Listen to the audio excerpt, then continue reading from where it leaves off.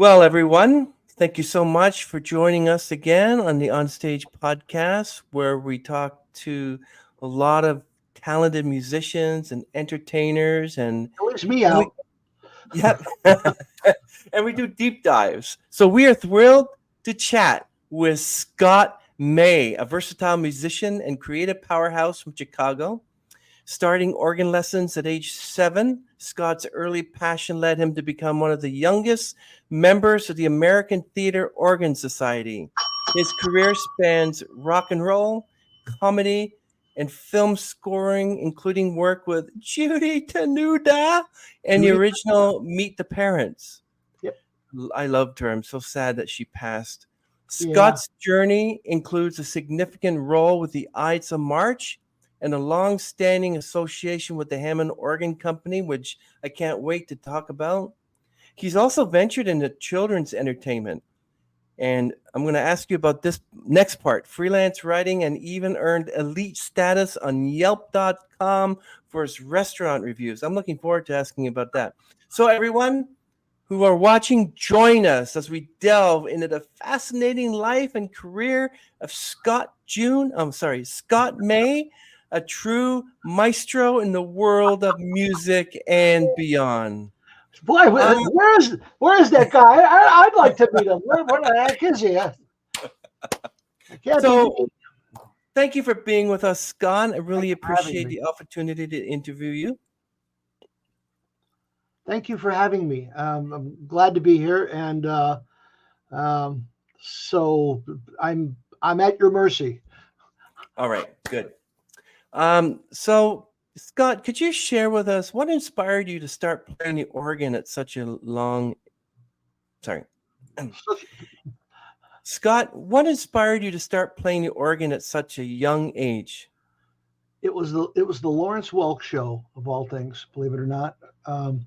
In our family, my grandfather used to like to. My grandfather lived with us, and he used to like to watch the Lawrence Welk show. And back in the early '60s, late '50s, early '60s, there was the organist on the Lawrence Welk show was the fellow by the name of Jerry Burke, and he would play his Hammond organ, and I loved the way it sounded, and I loved the way it looked. I loved all the little buttons and stuff that were on it, and I I used to sit. There was like a little bench, and we had these big pillows on our couch, and I would take the pillows and stack them up, one kind of on top of the other, and I'd sit there and I'd go like this.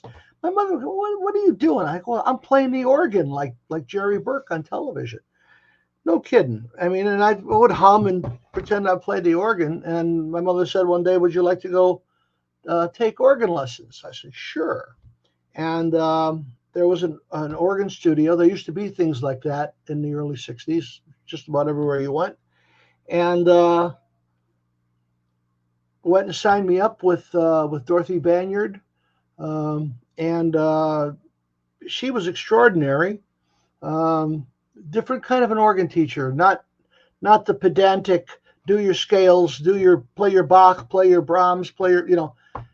She taught me the Great American Songbook, which was an invaluable background that I had, and she made me really love it. So, and here I am today.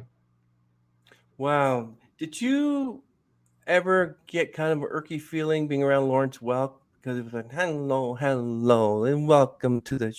What did you think of him? You were so young back then.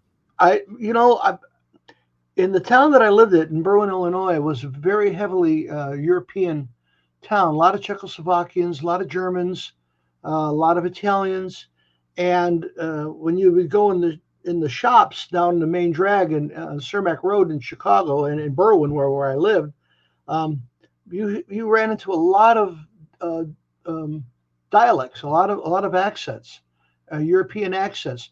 So the Lawrence Welk being on TV with his Germanic type accent, Polish or whatever he was, it didn't move me one way or the other. I just took it because I was accustomed to hearing accents from the neighborhood I lived.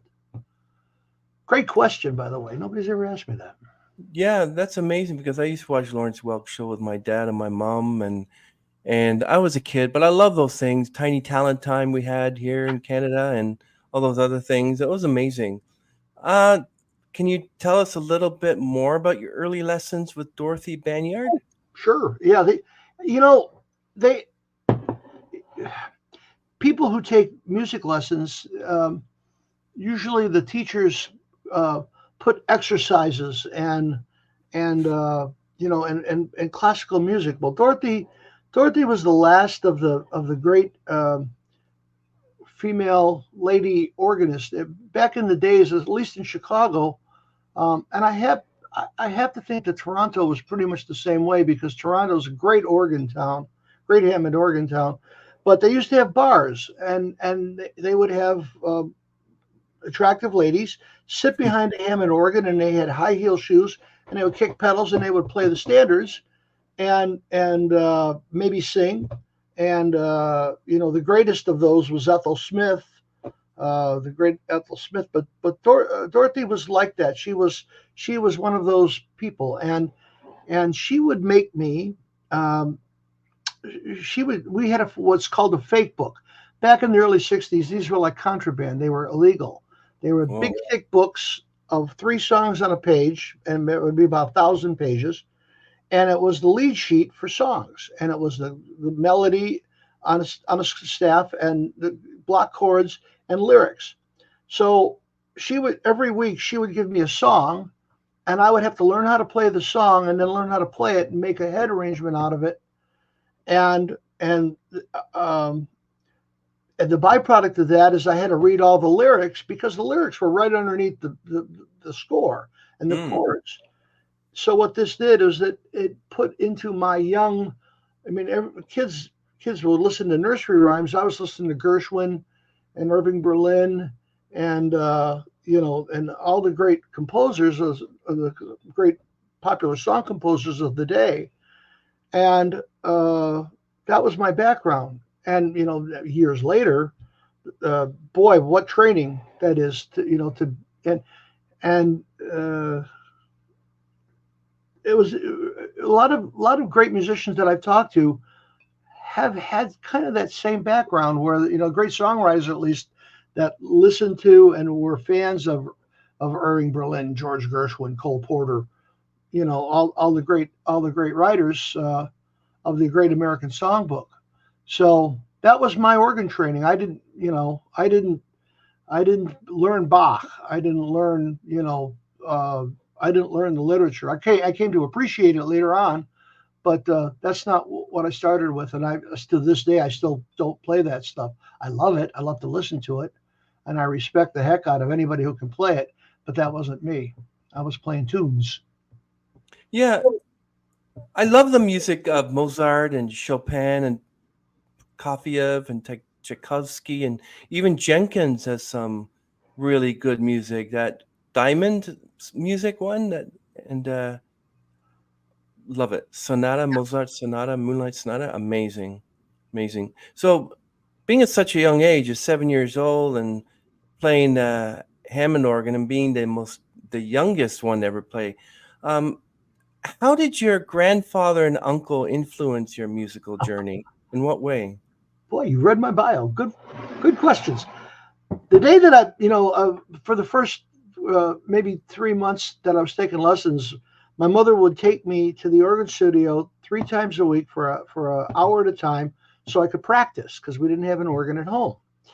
And after a number of months, my parents had seen that I was serious about wanting to learn, and they bought an organ. They bought me a Lowry Holiday organ.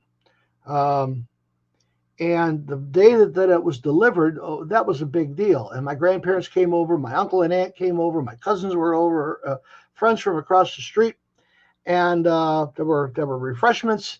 And of course, I had to sit down and play. Well, I knew about 5 songs at that time. Long, long ago, Melody in C, Cam and Iostro, everything the kids play. And I played some. The So it was a big deal. And I played my songs, and my uncle, whose name was Cap, his name was that was his nickname, Cap. and he played piano, and he was a fantastic stride piano player. And it was so they said, Cap, why don't you sit down and play? Because they figured it's got keys. He goes, oh, I'm a piano player. I don't play the organ. I'll sit down and play. Well, he had a couple of cocktails, and he sits down and he goes, oh, what's this? 2 keyboards. What are these things on the floor? The pedals. Oh, that's the bass. Oh, okay. Well, that was at about 7:30. By 9 o'clock, he had the organ mastered. And he had just bought a brand new Baldwin Acrosonic, and the next day he went out and traded that Baldwin Acrosonic in for a Gilbranson organ. Well, that leads to the second part of the story. That day, my uncle gave me the 4-record set of Glockenspiels, Traps, and Plenty of Pipes by the great theater organist Leon Berry from Chicago. My grandfather takes me, he says, come with me, I want to talk to you. And he grabbed something, and we go into the kitchen of my house. It was dark. I'll never forget it. I sat on the red kitchen stool in the dark, and my grandfather hands me 2 records, one of Jesse Crawford, the great Jesse Crawford, the greatest theater organist who ever lived, Pipe Organ Magic, and a copy of an Ashley Miller album playing the Radio City Music Hall organ in New York City in Radio City Music Hall. And my grandfather takes the Radio City record and says, you see this here? This is the greatest organ in the world, the biggest pipe organ in the world. He says, and when you get to play that organ, I'm going to know you'll know you made something of yourself. He goes, I won't be there. I won't see it. It's going to be years in the future. But when you play that organ, you're going to know you made something of yourself, and I know you're going to get there. And so I listened to the records, the records that they gave me, and it blew my mind with the theater pipe organ. And then in 1980, 81, somewhere around there, I was working for the comedian Judy Tenuta, who we'll talk about later, and she says to me, we've got a show at Radio City Music Hall in New York City. I said, I got to play the organ. And by that time, I was in the American Theater Organ Society. I made my contacts. I called. And sure enough, I got the clearance to play the organ. And I got to play the organ at Radio City Music Hall in front of a full house, 5,300 people. And it was the only place I ever got stage fright in my life, because as I sat down at the organ before the show started, I said, wow, this console looks just like the one in Radio City. And all I saw was my grandfather's face in front of me saying, when you play that organ, you know you made it. And I made it to Radio City Music Hall and played that organ. And my grandfather's prophecy came true. Oh, wow. True story. It's amazing. And Judy Tenuta, I always liked her because she always had the accordion and she always told jokes, but I liked the way she sounded. When she told a joke, she had this sort of like vocals, like sort of like that was part of her act. And when I found out she passed, I was like, no, she was so good. She was a character. And because of her, I had a long and a continuing career in the comedy business. I'm not a stand-up, but as a musical director and producer and consultant and writer, and I did a bunch of stuff in the comedy business, and it all came out of the comedian Emo Philips, who was at that time dating Judy Tenuta. And when I met Emo, he says, you got to meet my girlfriend Judy, because she needed a musician to work with. And he introduced me to Judy, and that started about 10 years of solid stuff that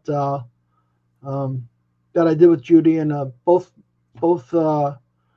coasts, and a bunch of different bunch of TV shows, and a Grammy nomination, and through working with her, I met tons of other people that got me other jobs and radio and television in the comedy world, and so Judy was very important to me. So I take it you've met Richard Pryor or Eddie Murphy or any of those other older ones? You just said two. You just said two of the two that I haven't never worked with and never met, but a bunch of other ones. Ray Romano, Oh, wow. Jay Leno. No way. Let's see. Who else? Chris Rock. Um, you know, How about Jerry Seinfeld? What's wrong? no, Jerry never came in, but there were a lot of great comics. A lot of people who when I worked with them, they weren't big yet. Like Ray Romano. Ray Romano was just a journeyman comic, and look how huge he became. But there was a lot of great comics that I worked with, and then it got me involved in radio in Chicago, and I was on radio here in town for a long time. Wow. Great story. Well, what was it like encountering the mighty Wurlitzer for the first time? What was your mindset? The first time I played a mighty Wurlitzer was in 1968 at the Indiana Theater in Whiting, Indiana. And I was intimidated a little bit because playing a pipe organ is different than playing a Hammond organ. The touch is different. Because the pipes are so far away from you on the other side in a theater, there's an acoustic delay. When you press the key, you don't hear everything right away. You play a Hammond organ, boom, that sounds right there right away. But pipe organ is a little bit different. But it blew my mind, and the American Theater Organ Society was great because they were very encouraging to youth because to keep it going, and it was a mind-blowing experience, and it continues to be for me. So I take it acoustics are very important to you. So you were to play a Hammond organ or Wurlitzer, any type of organ, and acoustics in a church, whatever venue weren't right, you wouldn't play it, or would you still play the?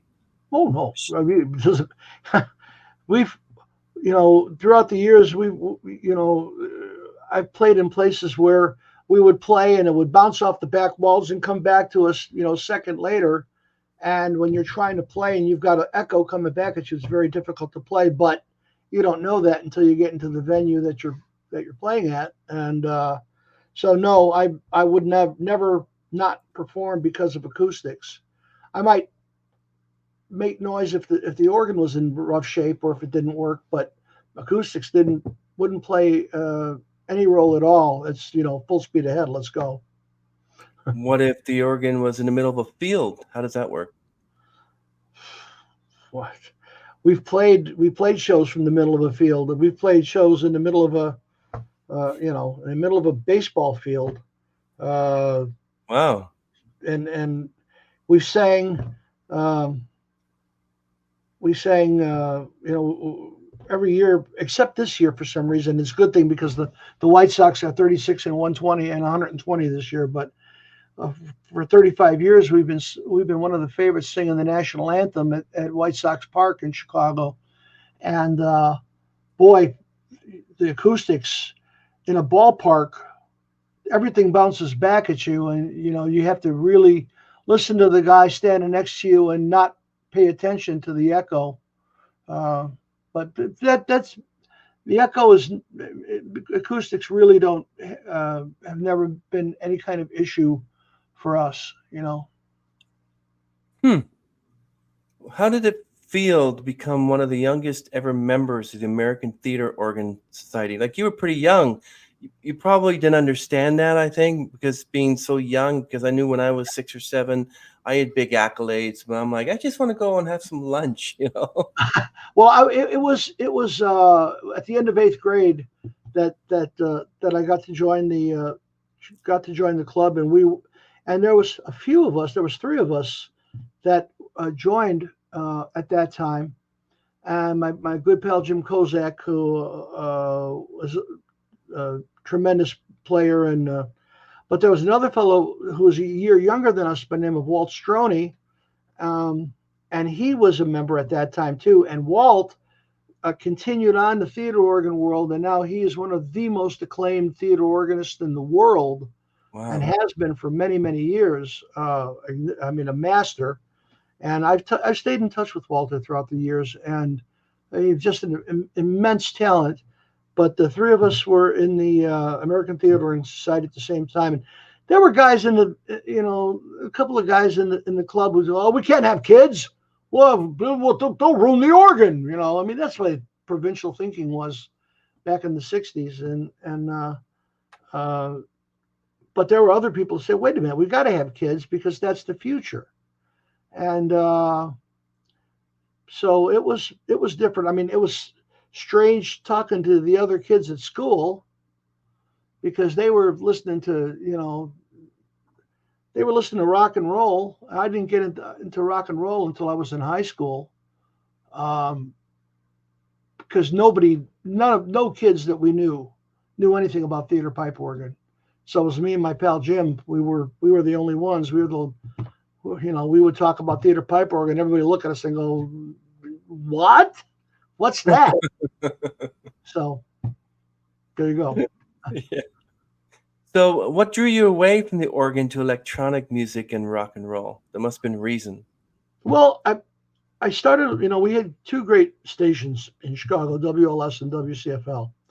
And I started listening to that. I saw the Beatles on television, and I started to like the music. I liked the songs. And Dorothy, my teacher, started to give me, some Beatles songs, and I liked the songs. And you turn on the radio and the TV, you can't escape it.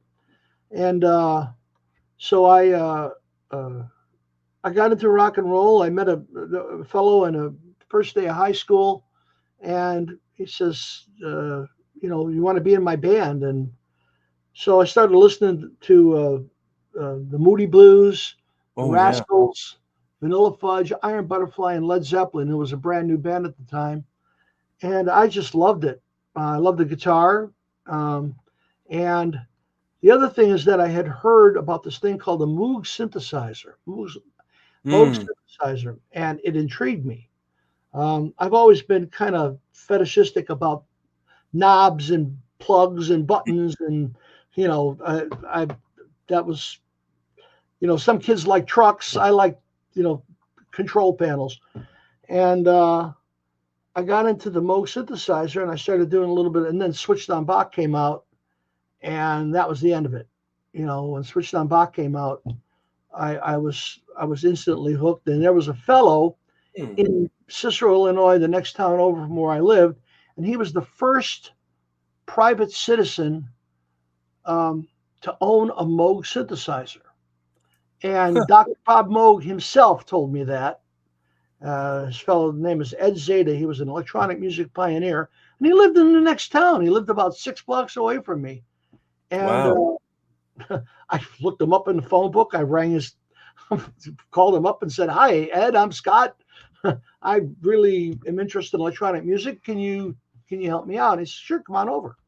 And Ed was a little bit older than me, but nice guy. He lived with his folks, and went up in his little bungalow bedroom, and sure enough, he had a 3C Moog, the same thing, kind of like the Keith Emerson played, in his bedroom. There was his bed and this huge Moog synthesizer. My eyes were like, "Wow, what?"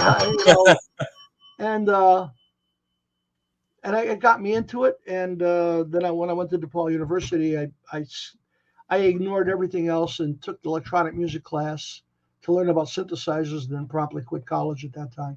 But I've been a buff of synthesizers ever since. So got me into it, and here I am.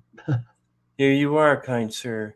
Can you share with us some experiences from your time playing in Chicago rock groups? I was in a couple really popular bands here in Chicago. We became real close. As a matter of fact, really funny.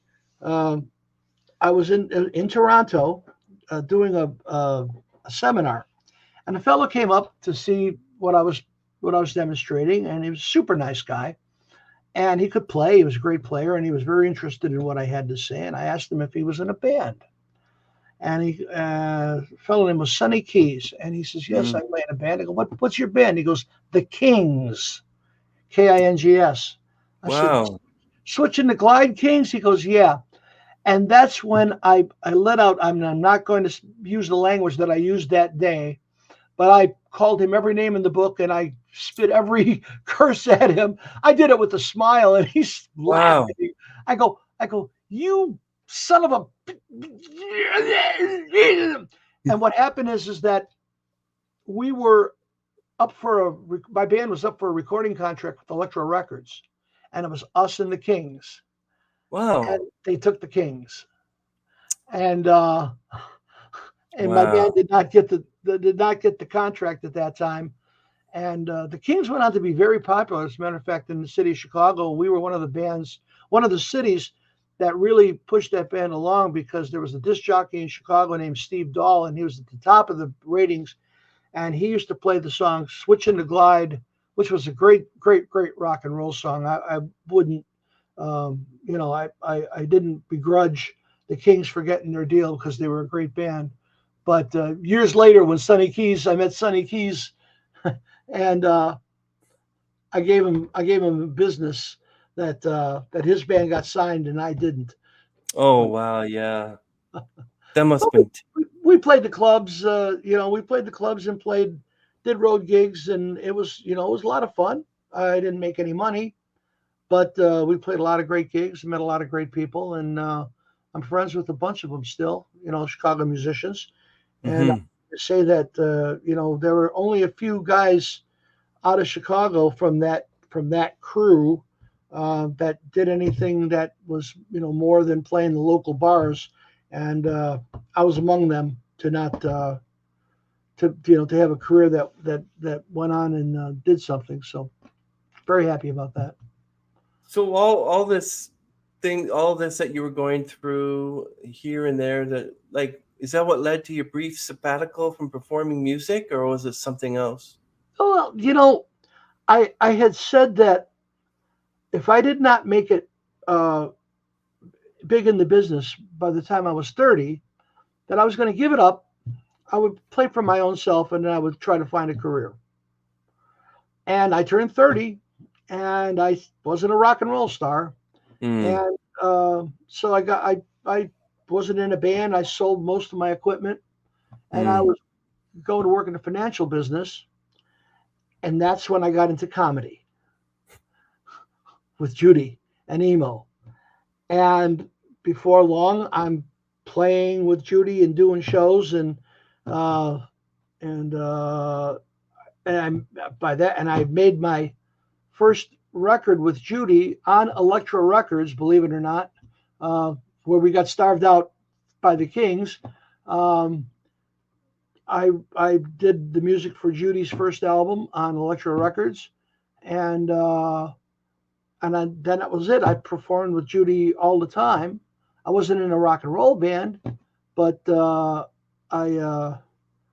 was playing when I was on TV and I was on radio and playing. We played the Fillmore West in San Francisco. We played Radio City Music Hall. We played all the big halls in Chicago and all the great comedy clubs. And so I didn't have a rock and roll career, but I was playing everywhere and making money and doing stuff with Judy in the comedy business. And then I got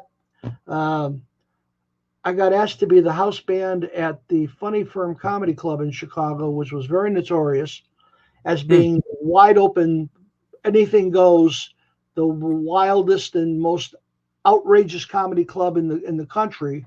People always talk about the New York clubs and the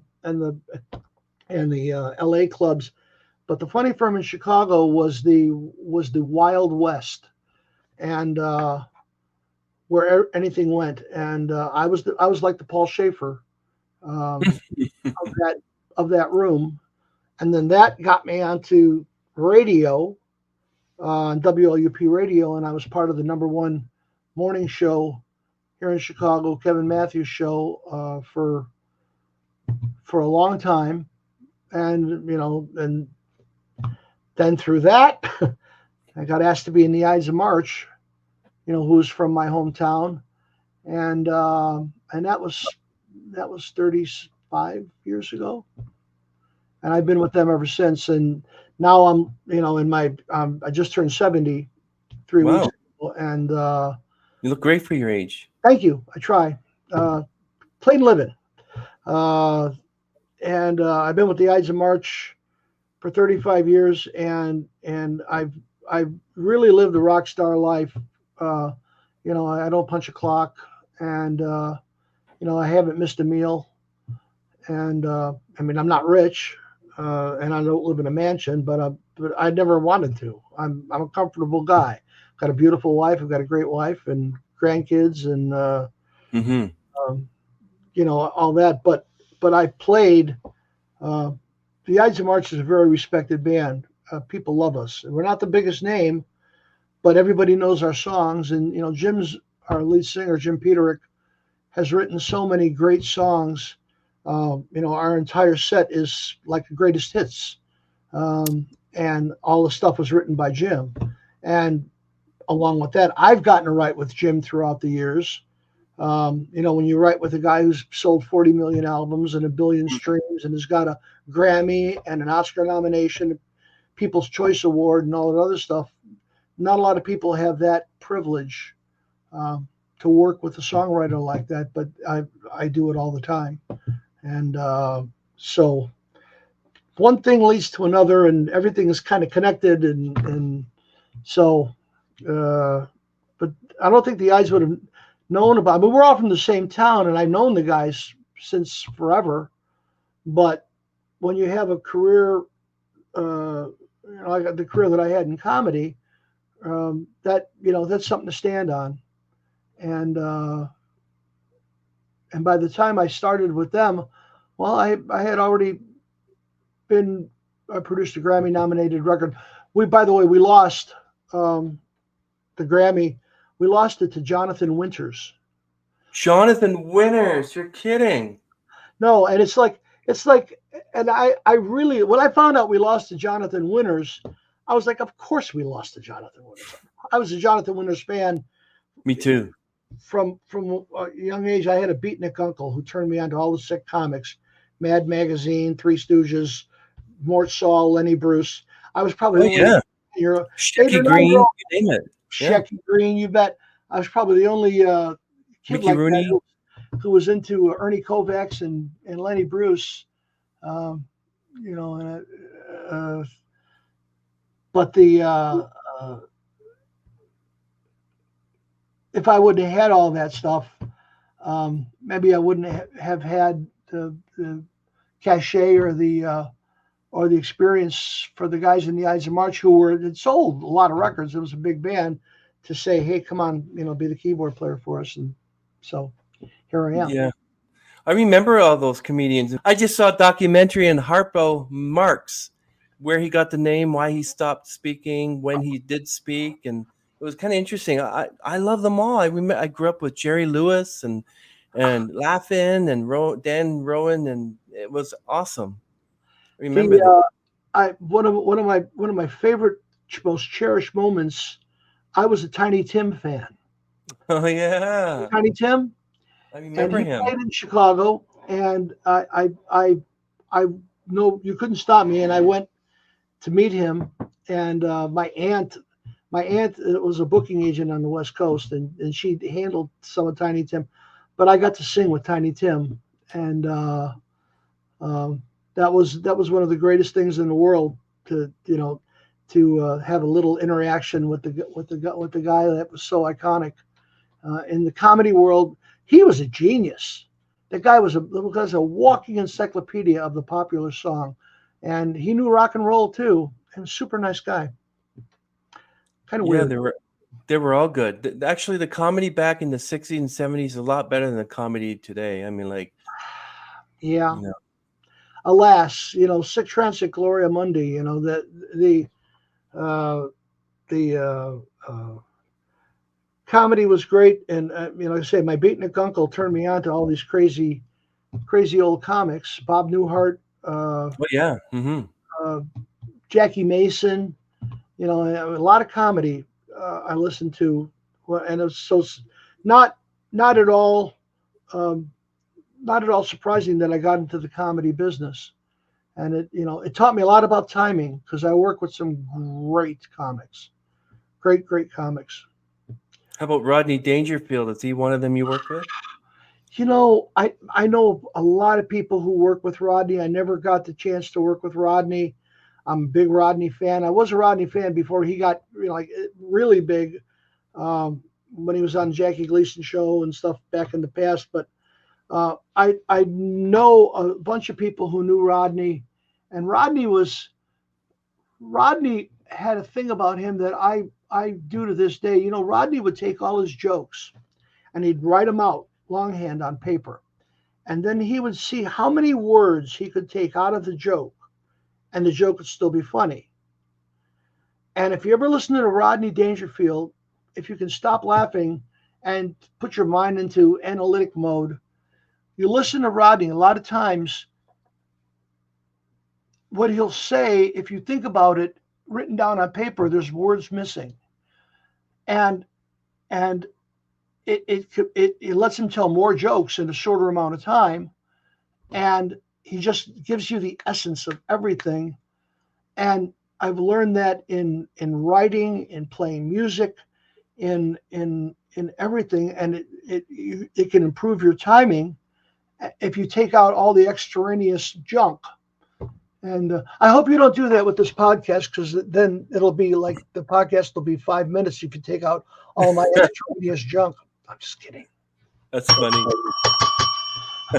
I wish I had one of those things. All I do is press a button and bing, and it goes woo, and laughter and everything, even if it's not funny. I've got from working in comedy. I've on my laptop. I've got one of those things that turns the entire laptop keyboard into a thing where if I press the letter Q, I get a ha ha ha ha ha. I press W, I get a boom, rim yeah, shot. I know. I love watching podcasts, but some of them do that, especially when they tell a joke and you get boing boing or laughter. I'm like, that wasn't funny. You know why it's not funny? Because whoever's putting those boing boings in there are not doing it in proper time. You've got to know the joke. You've got to anticipate it, and you've got to time the rim shot in the right way. You know, if you do that, it's funny. If you don't time it right, you know, comedy's all about timing. If you don't do it right, it ain't funny, and it gets annoying. So, go ahead. Yeah. So describe the experience of scoring a Grammy-nominated comedy album. What's that like? We recorded at Judy's house in Santa Monica, and she had written this book, and she had a book out, and so she wanted to make the comedy album around the book. So I took her book and I basically wrote her script, and then we wrote songs around it. And this was in the infancy of working with computers and music, and I could do the whole, like a drum section and bass and guitar and everything, and put that all in there. And we went to her house, and we had the whole music in the computer, and she sang over it, and then I brought it back home and mixed it and made the album. It was just like doing a regular album. You don't know when you're doing the album that it's going to be Grammy nominated, but it was. And like I say, we lost Jonathan Winters, but it was working on a record. Working on a record is really fulfilling. A lot of people don't like it. To me, it's very therapeutic. I really like records. It's a lot of fun. I can imagine. So, what was your role at the Funny Firm Comedy Club in Chicago? I would introduce the MC. I would basically run the entire show. I had a little perch up in the back of the room, and I had my keyboard up there, and I had my computer with all my sound effects, and I had the CD player with with CDs and music if anybody needed music, and I would run the show, and there was an MC and usually 3 acts, and then I would have to talk to the people as they were leaving and shuffle them out because there were 3 shows a night. But I got to meet a lot of comedians, and a lot of times they would say, "Hey, when I do this, make a sound effect," or play a little something, and so I got to work with a lot of great comics in their act, and it was it really learned. I learned about timing, comic timing, because if you get a lot of comics, they might have a funny joke, but if they don't tell it with the right timing, it doesn't come off as funny, or they come out and they look like they're not interesting. The good ones have perfect timing. If you ever watch the Seinfeld show, if you watch Michael Richards was the genius of that show. I mean, his timing and the things that he'd say, the interruptions, or not saying, or hesitant, now say it. I mean, that's what the essence of comedy is about. It's all in timing. And nowadays, I work with two comedians. One, his name is Tim Cavanaugh, and I've heard of him. He's a great comic. He's very clean. He doesn't use any foul language in his act at all, but he's very clean. His character is very clean, although he can get adult, and it's hilarious when he does. And I produced a number of albums with him. And then there's another fellow by the name of Mike Toomey, who was on the top-rated morning TV news show here in town. And he was a stand-up before, and they tapped him in to be the color guy, the color character in the show. And Mike and I produced a bunch of things for Mike, and produced a bunch of things for the morning news show here in Chicago on WGN.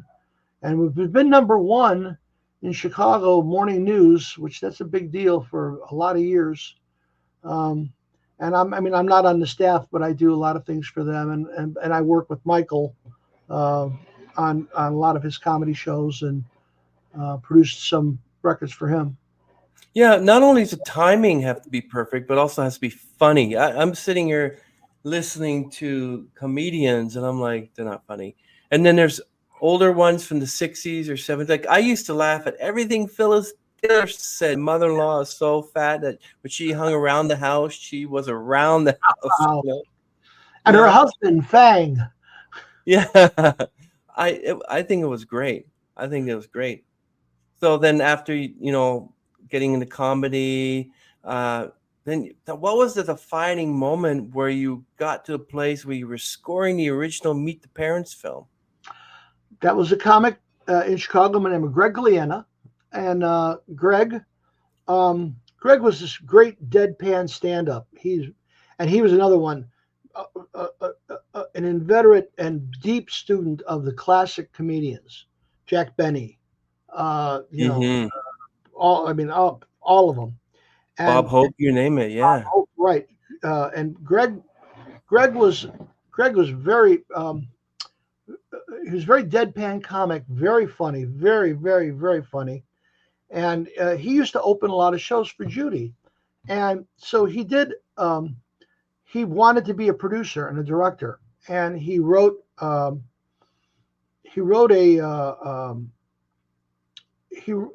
produced a movie about this crazy family. And he did a couple of these. And which actually, after Meet the Parents was done, he took that first movie that he did, and that was called Relative Strangers. It wasn't as big of a hit as Meet the Parents. But then he had Meet the Parents, which was executive produced by Emo Philips, the comic. Yeah, I was thinking about that. And so I worked with Greg. He wrote some songs, and we did, I did all the incidental music for Meet the Parents. And it was supposed to be released from National Lampoon, which grew out of the Harvard Lampoon. It was a big magazine, and it was a big deal. And they started to make movies. And Meet the Parents was supposed to be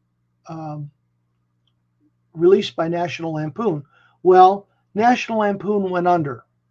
And so the movie flew away, and it languished for years. And Greg tried to sell it, and he had agents try to sell it, and nobody would touch it. Nobody, So one day I get the phone rings, and it's like, "Hey, Scott, I sold the movie, and we got a production deal." I go, "Who'd you get? Who did it? Steven Spielberg?"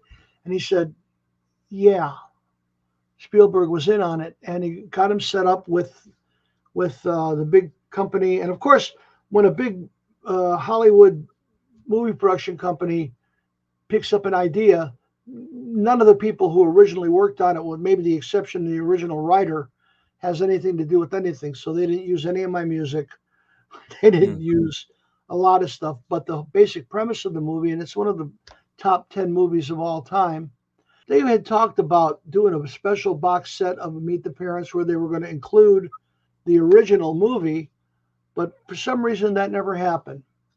But if you look for it, you can find it. I don't know if it's available, but and after Greg did Meet the Parents, he did a movie with Judy. Greg produced and wrote and directed a movie with Judy Tenuta, and I did the score for that too. And that you can find on Amazon, and you can find it online if you look for it. Like, you just laugh because you need to laugh, man. You need to laugh. Well, it's when you listen to Rickles, if you listen to all the great comic, I think the closest thing that we have to an old school comic now is Jeff Ross, who does all the roasts. Jeffrey Ross is probably the only modern comic that still has that flavor of the greats, because he doesn't care, and he's, the comedy has gotten, I don't know, it's just not funny, and everybody's so worried about being politically incorrect. Mm-hmm. And if you tell a joke, and somebody makes a joke, and somebody gets offended by it, well, they can press a button and your career goes bye-bye. I think, and the minute I say this name, I'm sure there's people who are watching this podcast that are going to turn me off right away. But there's a comic named Louis C.K. Oh, wow. Yeah. Louis C.K. Is tremendous. And yeah, he crossed the line, but whatever. But you know what? Compared to what some people do nowadays, that wasn't much of a line, And another great one, and unfortunately the fellow passed away, and I did a lot of work with him, was Richard Jenny, the comic. Remember? Oh, yeah. Yeah.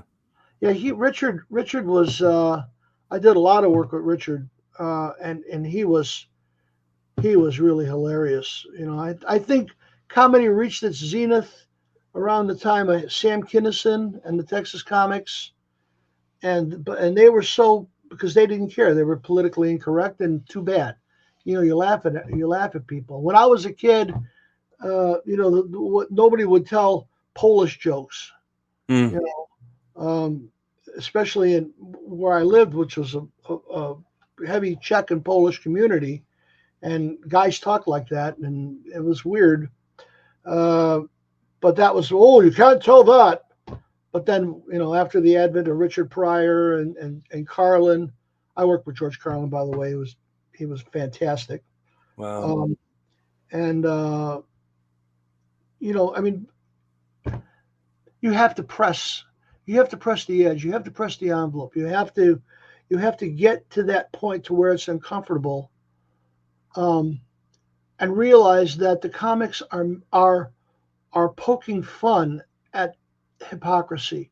They're poking fun at bigotry.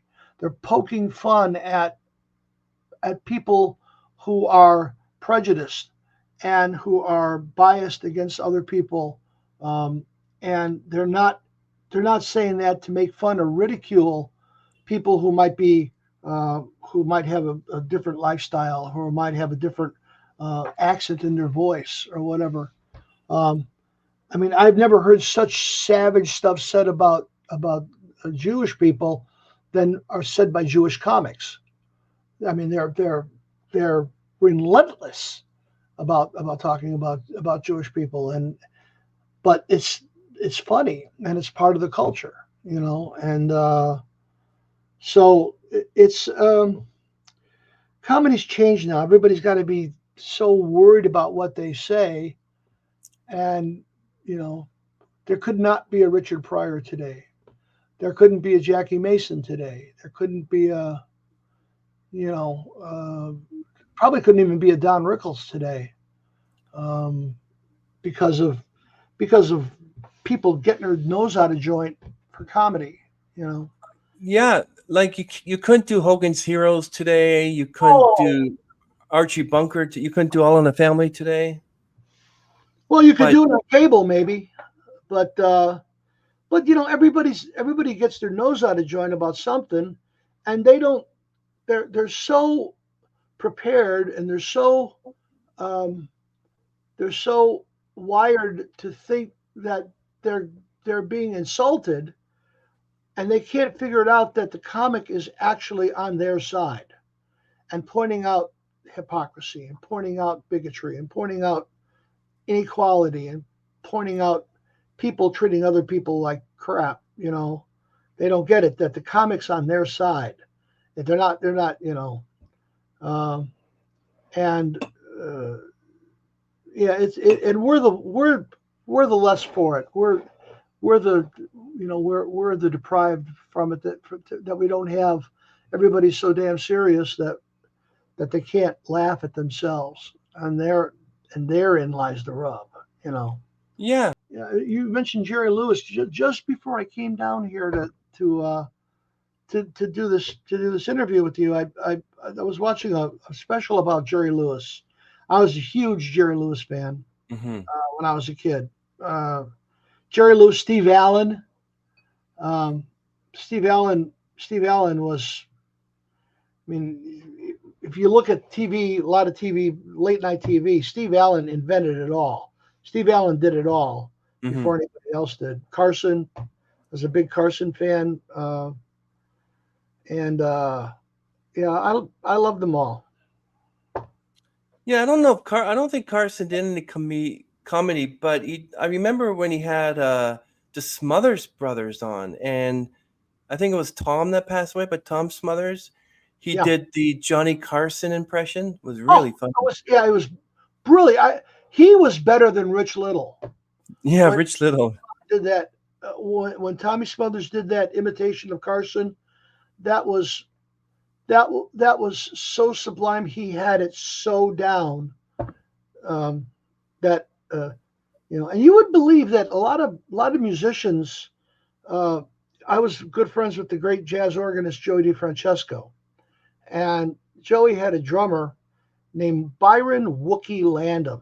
Great drummer, stupid good drummer. Wookie knew every Richard Pryor routine, every one of them, one of them. Which makes me think of. Have you ever heard of the joke called the Aristocrats? No, what's that one? No. Okay, well, I'll try to get through this without getting you an FCC violation. The Aristocrats is a long time. It's almost a game between comics done after hours, and it tells the story of a family who walks into a talent agent's office and says, "We'd like you to book us," and the agent says, "Well, what's your act?" And the family, then the comedian tells the story and goes into a long narrative of the most scatological, dirty, racist, blasphemous, no holds barred story that you can possibly tell. And the idea is to tell a grosser more disgusting story than the comic sitting next to you. And then the punchline is at the end, after it's done and after all this sordid, horrible stuff has been described, the agent goes, "Oh, very interesting. What do you call this your act?" And the father goes, "The Aristocrats." Penn Jillette, another friend of mine, I know Penn, wow, made a movie about it called him and another comic. They made a movie called The Aristocrats, and look it up on Prime or Netflix. And if you've got kids in the house, make sure they're in bed or out of the house when you watch the movie, because it is the most, it's the filthiest thing you've ever heard in your life. However, it's got to be done with a modicum of dignity. If you do blue comedy, if you do it in a dignified manner, it's okay. I mean, you have comics who go into clubs and tell penis jokes, and people go, "Shut up, get away." Then you get Richard Pryor, or you get Dice Clay was famous for those jokes. Dice. Yeah, Dice. I saw Dice live. Terrible. And, offensive. He is offensive, but in his day, he was funny. I mean, and if you're a comic, you know that comics do things to make fun of prejudice and to make fun of people who really think like that. Dice doesn't think like that. I don't know Dice. I know people who do, and he's the nicest guy in the world. He's nowhere near like what his character. I was Morton Downey Jr.'s sidekick. Remember Morton Downey Jr.? Mort taught me about broadcasting, about timing, preparation. Mort was a genius, and for Mort, for being he was another one. He was despised by a lot of people because he was so rude. The man didn't have a rude bone in his body. It was all a character, and he was a family man, and he was a generous, good guy, and interesting as hell, and he knew everybody, but he was a master broadcaster, and he taught me a lot about being on air and being on, you can't tell from this interview from me talking here, but you're supposed to laugh at that, Chris. Yeah. I don't have the button.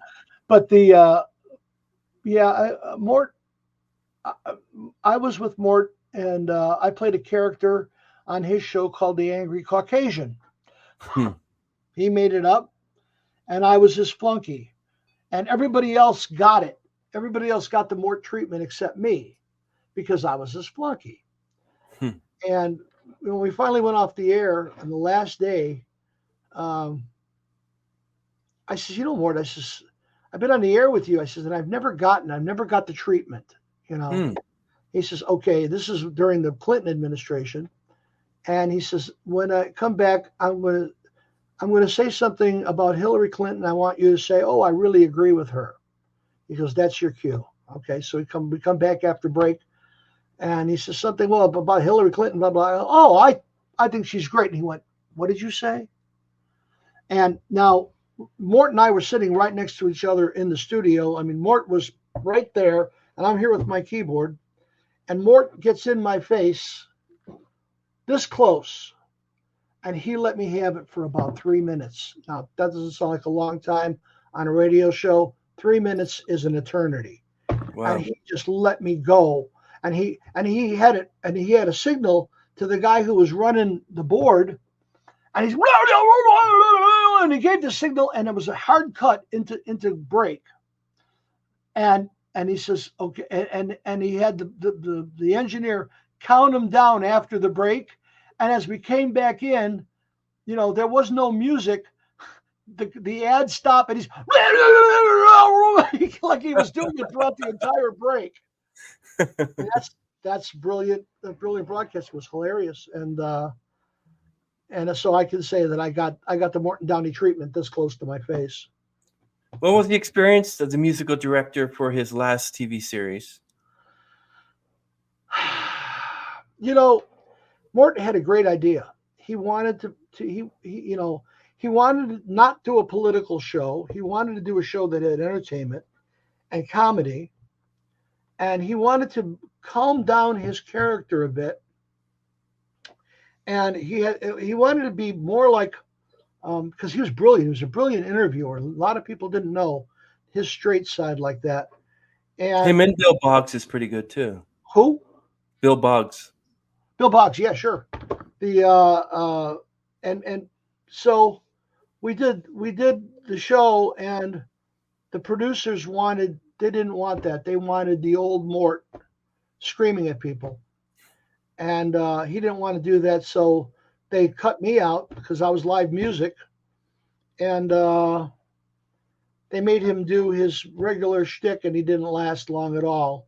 He never really recovered. He moved back to L.A., and I think he was on the radio in L.A. for a short time, but I wasn't with him then. And then he got sick and died. But it was really great working with him. He was a great singer. We recorded music, straight music, and we wrote some songs together, believe it or not. And he was a very, very generous man. He was very, very sweet. He had a lovely wife and a lovely child.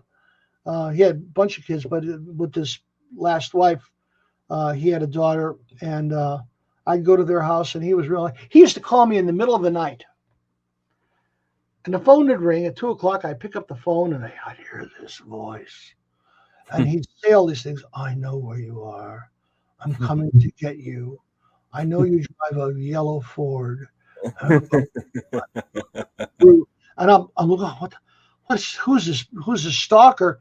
He goes, you're never going to forget the name of Morton Downey Jr. Oh, no, boss. I used to call him boss.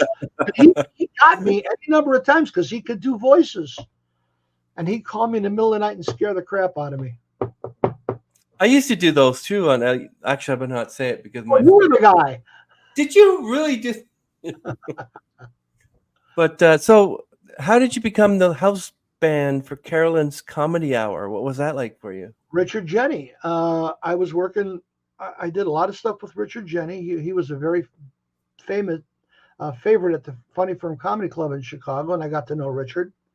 And so the last 2 seasons of Caroline's, he said, let's get Scott in to do live music for the show, like exactly what Paul Schaefer did for the Letterman show. That was me. I did that and did custom music, and I worked with Gilbert Gottfried, so many great comics that went on to great careers after that. Joe Rogan, great comics I worked with, and I did live music and composed music for the show. And the last season we won an ACE Award for Best Comedy Show on Television, and so that was 2 seasons of Caroline's I did, and it was fantastic. But it was all through Richard Jeni, who was hosting Caroline's at that time. So yeah, so you're part of the Ides of March. What was it like reuniting with them? And well, you got to understand, they're a little bit older than I am, not much, but they were the hometown heroes. We all went to the same schools, the same elementary schools and the same high school. So they were hometown heroes. They were like the Beatles in Berwyn, Illinois. Having a big hit like Vehicle. And these were guys that I had known. And they had a hiatus of 17 years. They never broke up, but they just ceased operations. And that's when Peter Quentin started Survivor, and he had all this huge success with Survivor. And then back in 1998 or 99, somewhere around there, our hometown, before 80, 79, 80, 80, somewhere it was, I can't remember the date, but our hometown has its fest, Berwyn Fest, and they asked if the Ides would get back together to headline a concert. Well, they called the guys and they said, well, if everybody wants to do it, we'll do it. Well, everybody wanted to do it. They never had a full-time keyboard player. And Larry, who played keyboards on Vehicle, he's actually a guitarist. He's not really a keyboard player. And so, but in order to do Peter X Survivor stuff and other stuff, they needed keyboards. So somebody said, well, why don't you get Scott? He knows all the tunes. You know him. He knows you. And what a great idea. So they called me, and that was like, hey, Scott, would you like to do this? Let me think about it. Yes. And we did an outdoor concert to where there was 25,000 people, a whole city block, long and wide, an entire parking lot of a mall, as far as you could see. It was unbelievable, huge crowd. And it was supposed to be a one-off show, and we played it, and it was great. And then we got called to play in Schaumburg, which is another suburb here, and we went and played that. And then calls started to come in. People wanted to see the band, and they said, okay, we'll go play. And I was with them, and within about a year, they said, okay, now you're a member of the band, and we've been playing every year with the exception of the pandemic years, and there we've been ever since then. We've been out playing, and the band 60 years this year with the original four guys, and it's been a practical education. I learned how to be in a band. I learned how to be graceful and in being in a band, and everybody genuinely likes each other.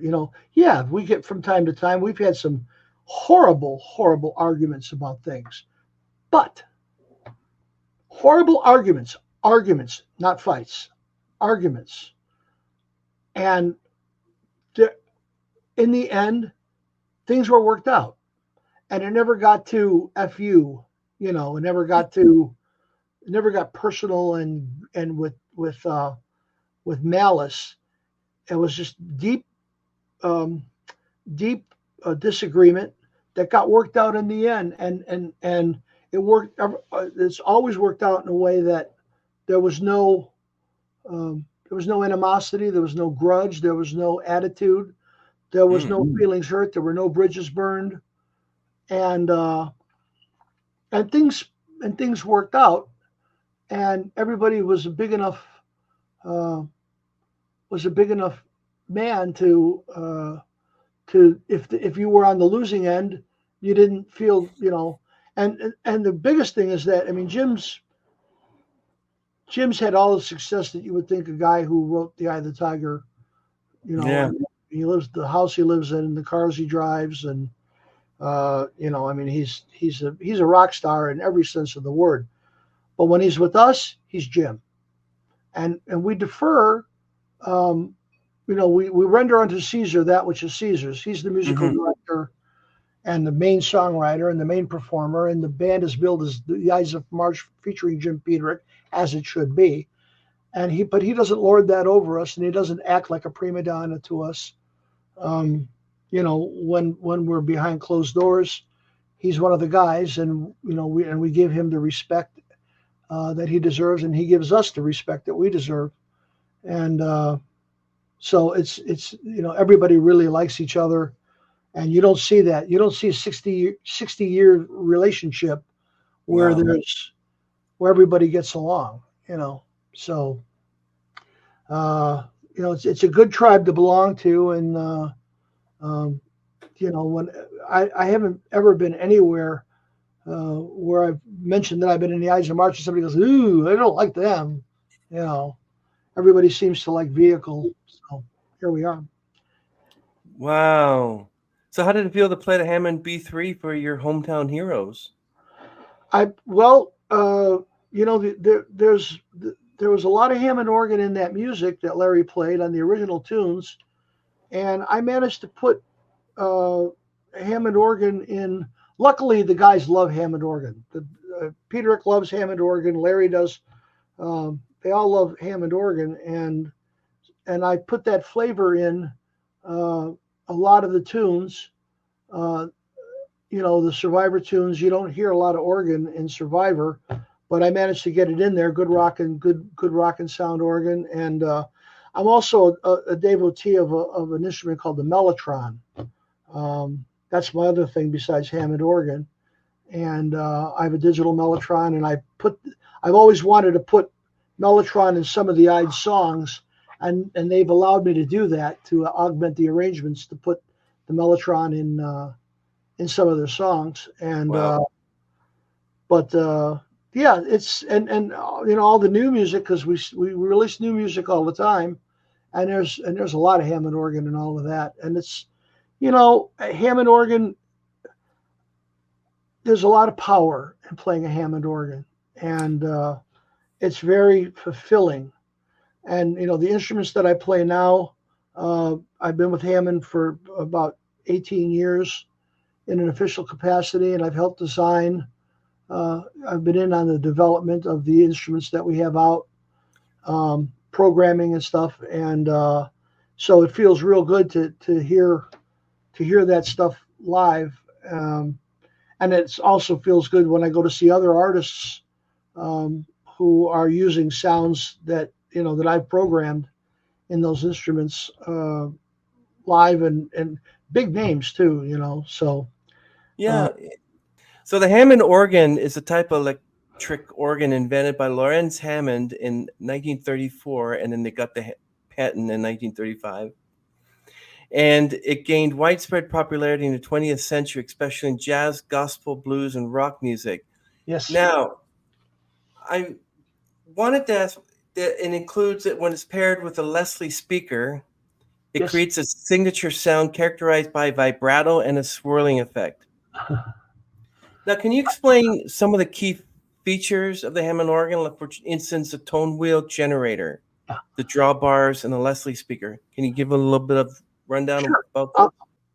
There was this fellow named Thaddeus Cahill, and he invented this thing called the teleharmonium, and it was in a building, and there was these huge wheels that spun. There was a steam engine in the basement that by pulleys and stuff would spin these huge wheels, and with electricity, and it made musical tones. And there was a guy sitting at a console, and the music would go out of this building on telephone wires, and you would pay a subscription, and they would come and they would install a speaker with a little amplifier in your home with the volume knob.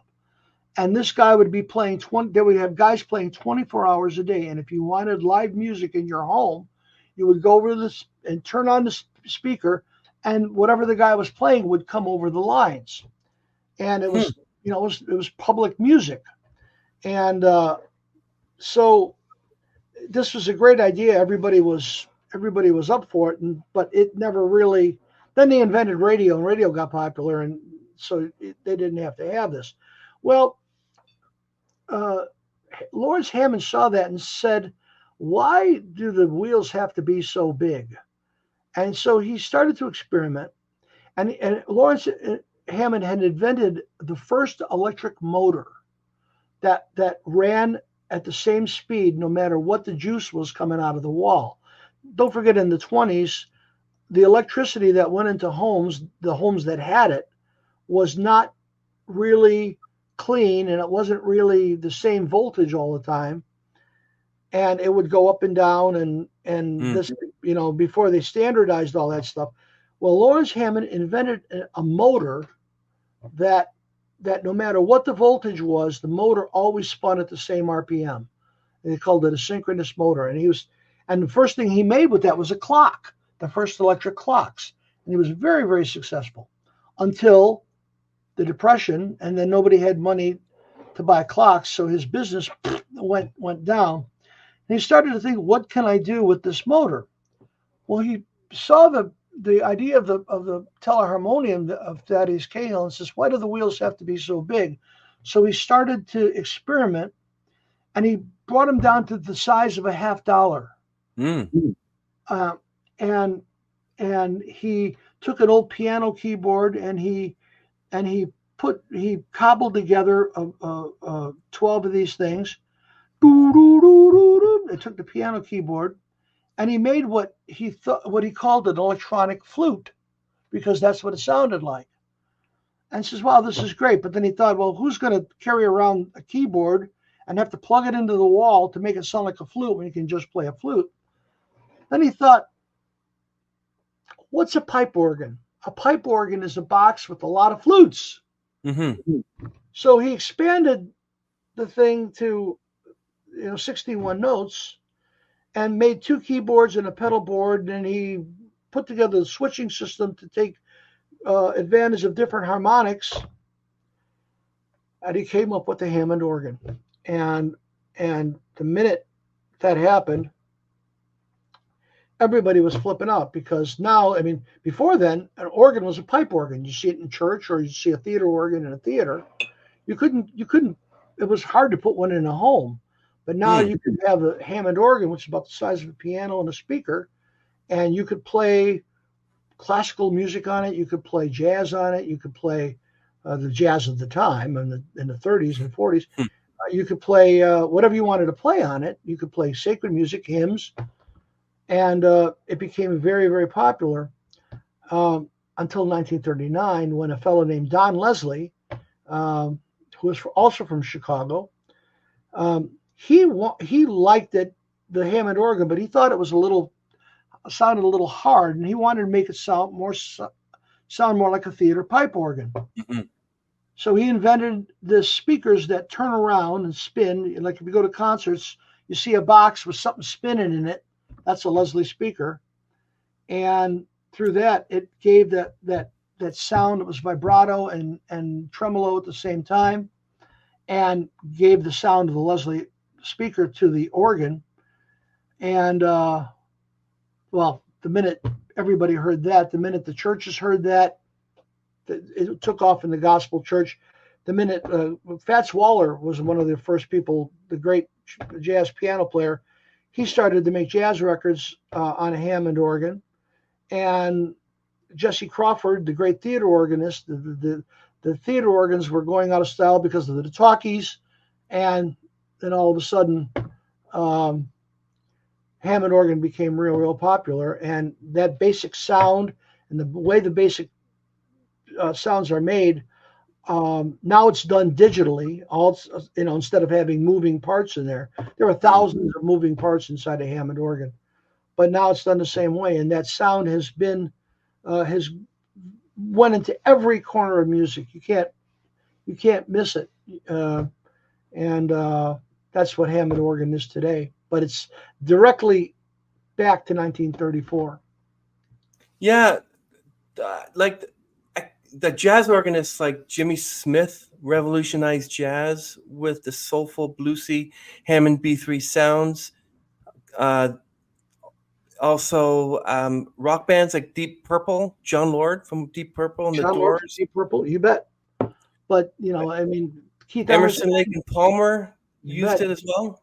Keith made his bones on the Hammond organ with the Nice, and then with the LP. Rick Wakeman, Rod Argent from the Zombies, Felix Cavalieri with the Rascals, the Greg Raleigh with Santana, and later on Journey, those, and the millions of great jazz organists, and then there's the gospel world, which that's actually the height of all Hammond organ is done in the gospel church. Their playing is so amazing.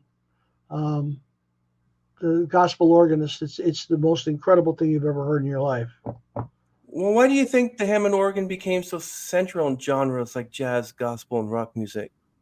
Well, because you're your own band. Most of the guys in the organ trios, they played their own bass, they kicked the pedals.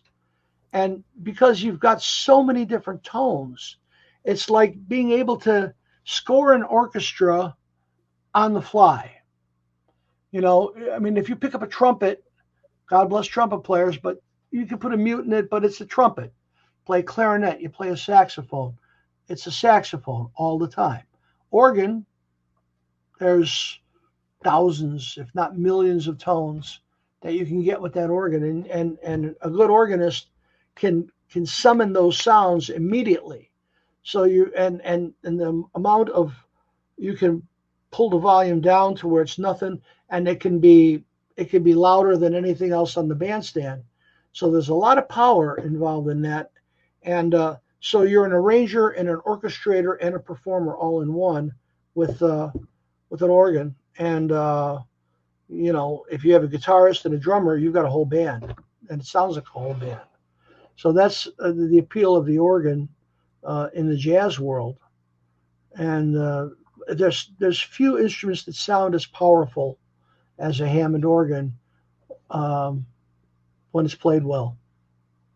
How do you maintain them? Like, for instance, what kind of maintenance do they require, especially for vintage models? Lots. I mean, it's a mechanical instrument. If you look inside a Hammond organ, there's thousands of moving parts, motors, gears, pulleys. And don't forget, this stuff was invented in 1934. They didn't have digital things to do. I mean, now, if we had to solve that problem, there'd be a little chip for it.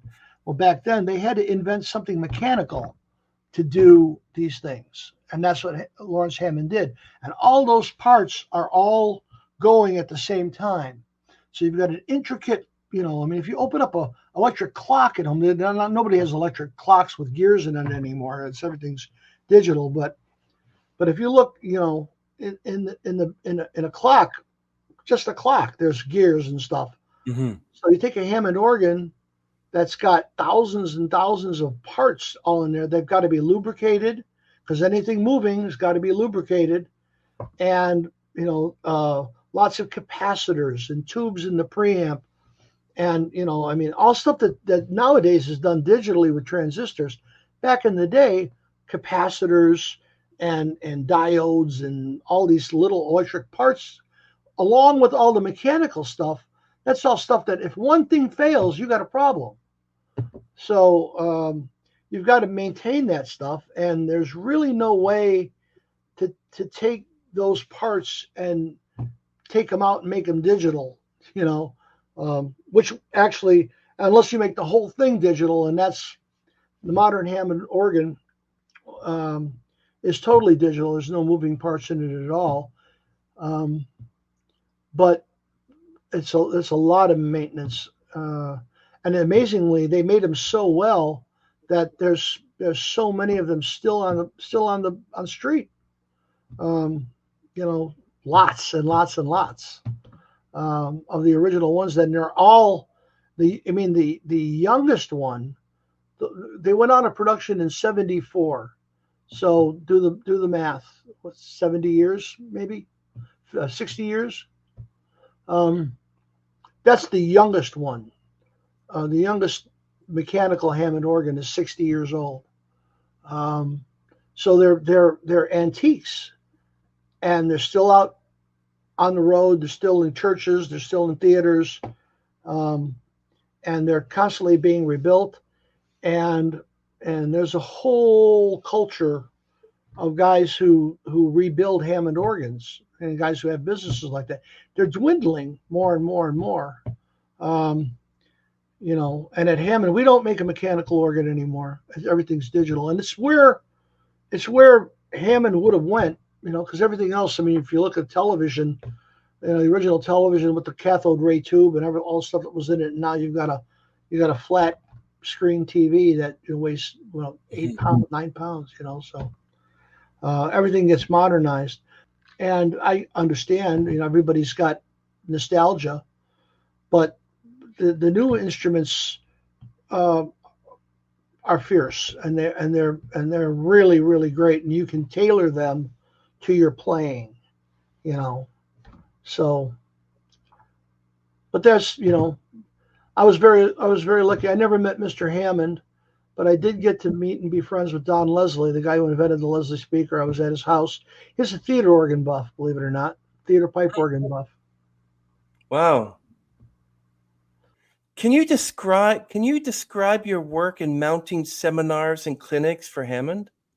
Yeah. I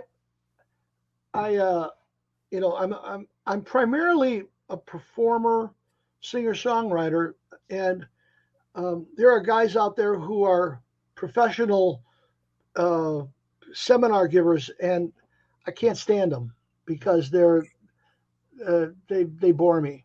And when I would go out, I would try to show how the instrument is good for a regular musician who might come into a store who would call somebody on the phone and say, "Well, what is this Hammond organ about?" And I would show them practical performance issues and why our instruments were built the way they were built, to be easy and to be great at a live situation. And as with every product, there are certain limitations and there are certain idiosyncrasies about the instrument. And I would make sure that I always talked about the challenges, and there are, about all instruments, no matter what you have. I've got a friend. Well, anyway, that's another story. I got friends too. Well, I've got it. Believe it or not, I have a friend. But I would tell everybody what, the truth, and I tried to always make things funny, as if I could, and make things entertaining. And the trouble with a lot of people who do seminars and stuff, they take this holier than thou attitude, and I won't do that. I don't want somebody to lord over me and tell me how miserable I am and how great they are. No, I don't. I want to hear, and I answer questions, and I encourage people to ask questions, and I go out of my way to give them answers. But I also try to put some drama and some showbiz into it, so that when here's an example. When we released our SK1, which was the first Hammond organ that had other instruments in it, pianos and synthesizers and orchestral voices and electric pianos and stuff like that. And that's a hard road to hoe for coming from the Hammond Organ Company. There's other companies like Yamaha and Korg and Roland who make great synthesizers and electric pianos, and they're in that business. Hammond's not in that business. And here's what I used to say, and I'll do it to you right now. What does Minute Maid make? Lemonade or orange juice. What does Chevrolet make? Cars. What does Nike make? Shoes. Okay. Now, tomorrow morning, if you were in the market for orange juice, shoes, and cars, and there was a Nike car, and there was Chevrolet orange juice and Minute Maid shoes, what would it take for you to go buy some Minute Maid shoes, Nike orange juice, or a Nike car, or Chevrolet orange juice? You would go, wait a minute. Chevrolet makes cars. They're making orange juice now. What? And that would be your line. And everybody, and rightly so, because you're accustomed to thinking of Minute Maid making orange juice, Chevrolet making cars, Nike making shoes. So when Hammond comes out with something that makes pianos and synthesizers, that's a hard sell. And when I would do those demos, I would start out by playing piano on this keyboard. And I would ask my people that were in the class, I would say, now, if I asked you if you didn't know you were coming to a Hammond seminar and you had just heard what I just played, what brand of instrument would you say you just heard? And everybody would say Yamaha, Korg, Roland, Kawai.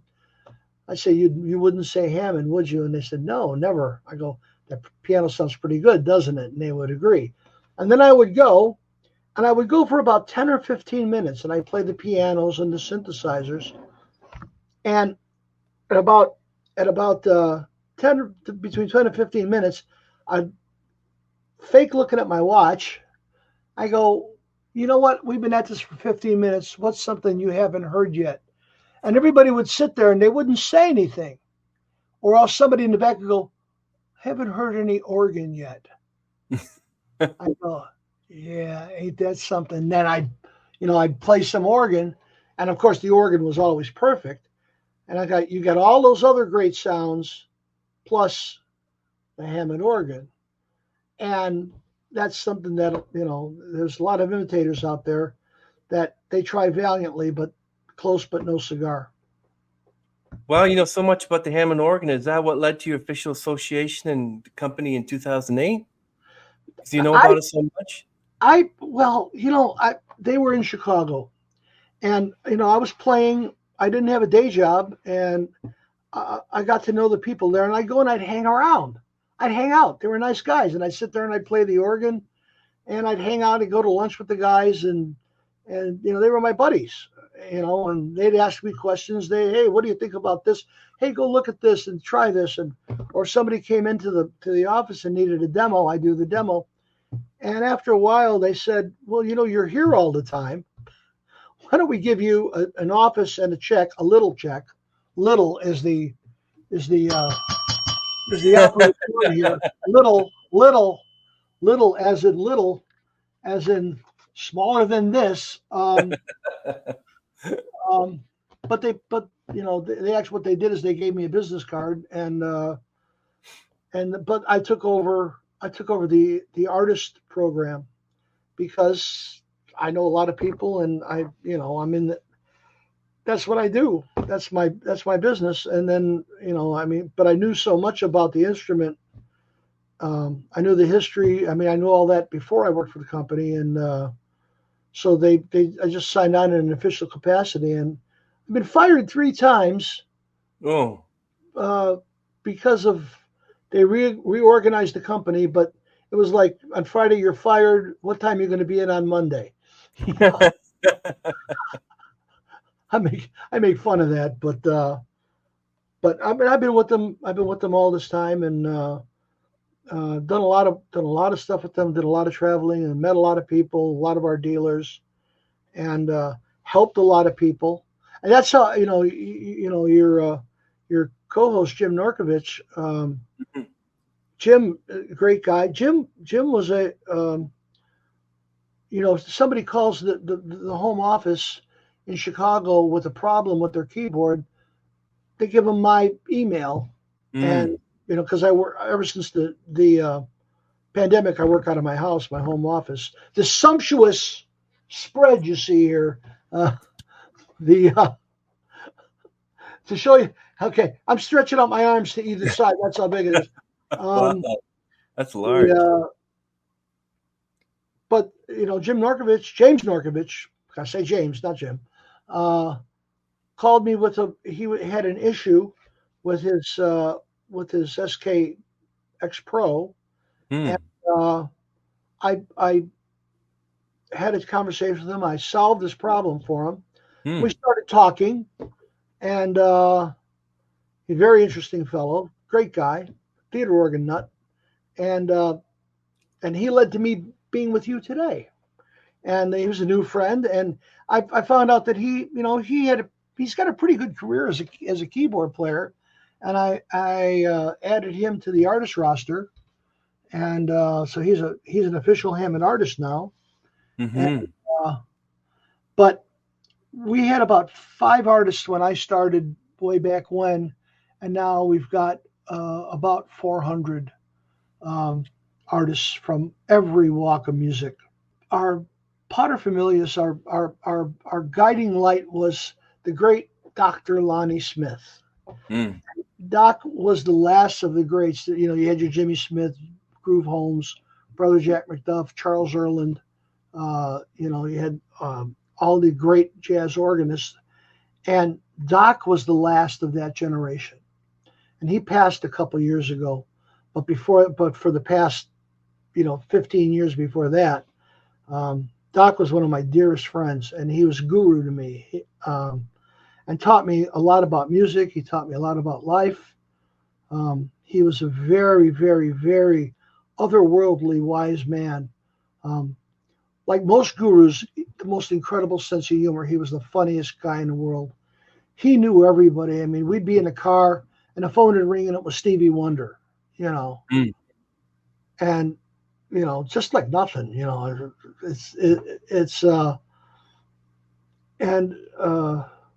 but Doc set the tone, and keyboard players have a bad reputation for being egotistical and being being stubborn, and most of that's true. We think we're better than everybody else because we actually are. I'm just kidding. But Doc had a way of taking a big knife and just going and cutting all those those damaging behaviors out of everybody, and freeing the soul and freeing the mind and freeing the spirit and freeing the heart. And it was very infectious with that in a good way. And he spun everybody's head to being, you want the next guy to be better than you for your own enjoyment, so you can be entertained.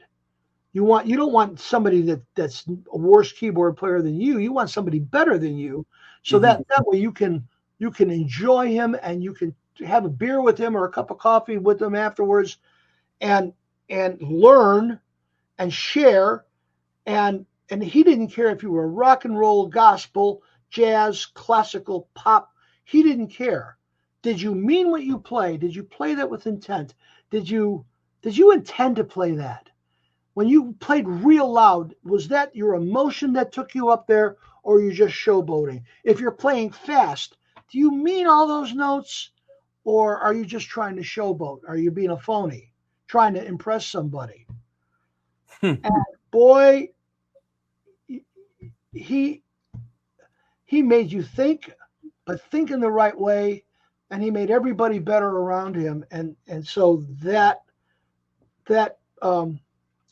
brotherhood and sisterhood and that love of the instrument and love of the music and intent on not being phony, Doc instilled that in all of us. And we call it, we don't use the word endorsement. We don't use the word sponsor. We use family and artist, and we're called the Ham Fam. And there's drummers and trumpet players and guys who don't even touch a Hammond organ who are part of the Ham Fam because they love the instrument and they love the music played on it. And we call them our cousins, in the Ham. But we have our little badge. I like it. Oh, love it. And we call it the Ham Fam, and it's it's really strange. I've had calls from artists who pull into Denver. Scott, my organ broke down.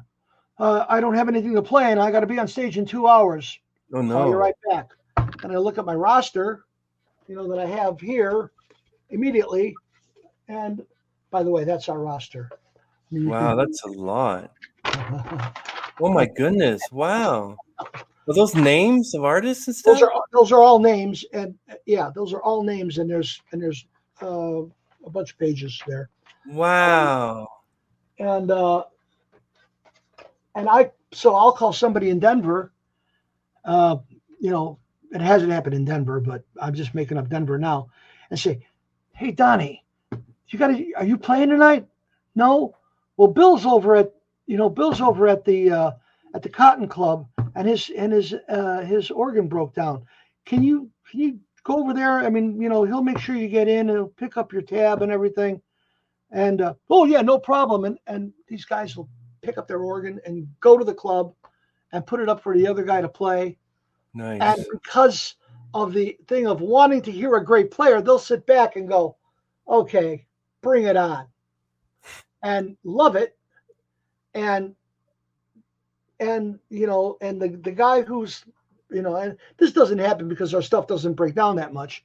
But these things have happened, or, you know, sometimes there was a jazz artist that came to town and her keyboard player couldn't make it. And all of a sudden I need a keyboard player. So, Scott, do you have anybody? Well, I have a friend who lives in Michigan. One of my artists live in Michigan, a great player, and a guy I know who could handle a hot jazz gig right away. And you know, the artist here in Chicago in trouble said, you know, it doesn't matter. You know, I'll pay the guy whatever he wants. And he came in and sat in, and you know, they had about an hour rehearsal. He learned the set, and he played the set, and it was great, and everybody was happy. But that's Ham Fam. That's what the Hammond family does, and it's like a fraternity or sorority. It's not like, maybe not like joining the Elks or the Moose or the Shriners or the Eagles or something like that, but it's a fraternity. And sometimes when the artists come in and they see it, they at first they go, man, this is weird. And it's like being in some kind of cult or something, because everybody loves each other so much, and everybody, what's going on, man? And everybody, you know, I says, hey, it's this way. You know, you've got a bunch of friends right away, and so it's worked really great for us so far. And you know, a lot of people want to join. We don't get everybody. You know, I mean, when somebody calls me, I've had management from artists call me and say, hey, how can we get a good deal on your keyboards? I tell them, call Sweetwater, call or call Long and McQuaid. You know, we got one here too. Yeah, they're all over. I said that because of Canada. Call Long and McQuaid. They'll give you a real good deal, and I hang up the phone. You know, somebody just calls me to try to get a deal on an instrument, I hang up on them. I don't want nothing to do with them. But when you get a guy like Norkovich, who said, I've played Hammond organs my entire life. My grandfather had 13 of them. I've loved Hammond organ. I would never play a substitute or an imitation. It's been my whole life. Those are the kind of people that I want on our list. And I haven't been wrong so far, you know. And it exasperates some of the other companies, but it's the Ham Fam is a strong thing, and it's a great bunch of people. And boy, what talent!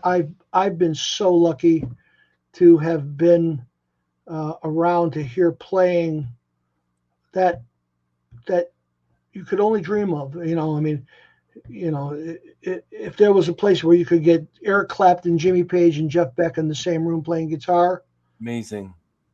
Okay, well, I've had that with 5 guys, you know, 5 people playing, 5 huge stars playing at the same time, and you just stand there and you just, oh my God, you know. And then I get in there and I play 4 or 5 notes and say I played with them, I jammed with them.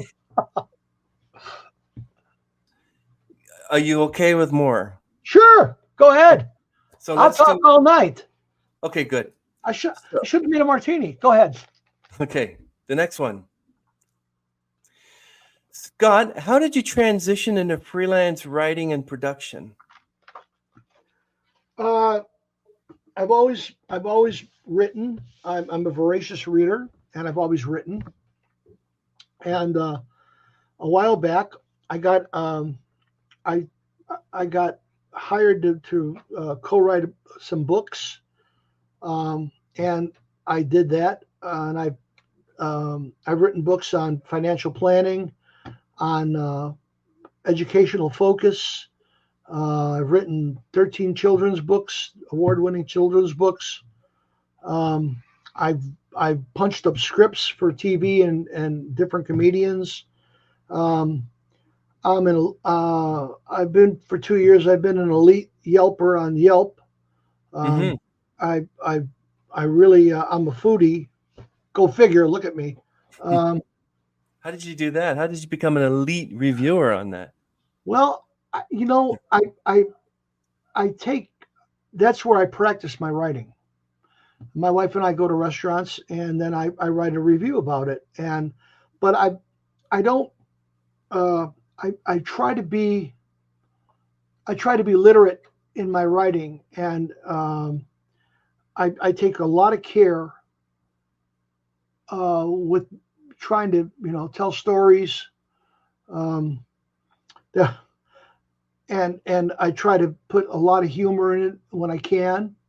Um, if a place is terrible, and there have been some terrible ones, I don't ridicule them, but I point out what's really not good about them. And some of my stuff is flippant. Like there was a steakhouse here in the suburbs of Chicago, and I went to it, and the service was terrible. The food was worse. It was garbage. Mm. It was just terrible. And my Yelp was for this steakhouse was there is a White Castle down the street. Eat there instead. That was my entire review. You know. Uh, and I drove past the place yesterday, and they're closed, so they went out of business. So they weren't very good. Because of But your review.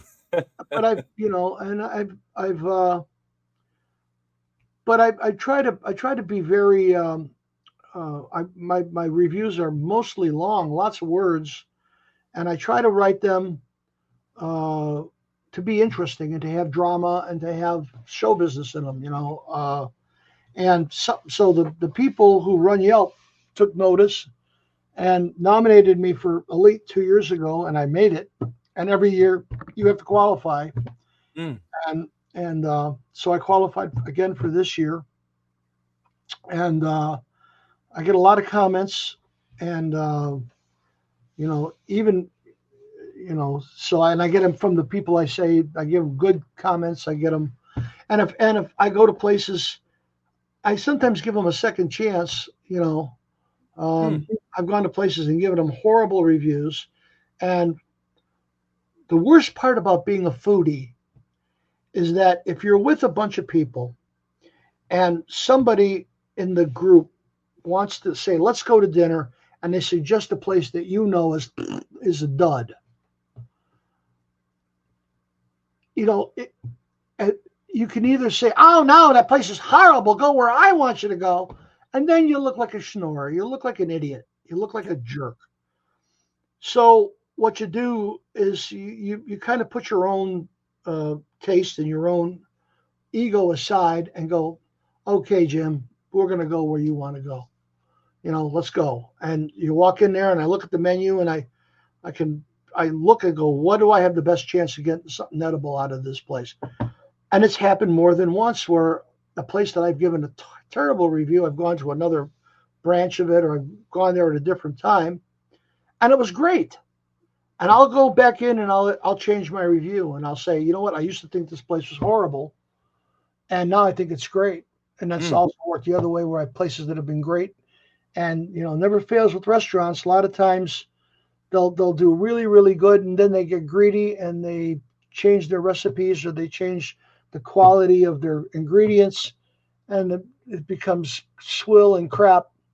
And then you got to say, hey, this used to be good, but this salad, didn't. They've cheapened the cheese, they've cheapened the meat, or whatever they did, or they've cut corners in such a way that it's not happening anymore. So, and I guess my writing has been interesting enough for people for the Yelp people to like it. So, for the past 2 years, I've been an elite with Yelp, and don't ever say that. I mean, that's the whole rule of being a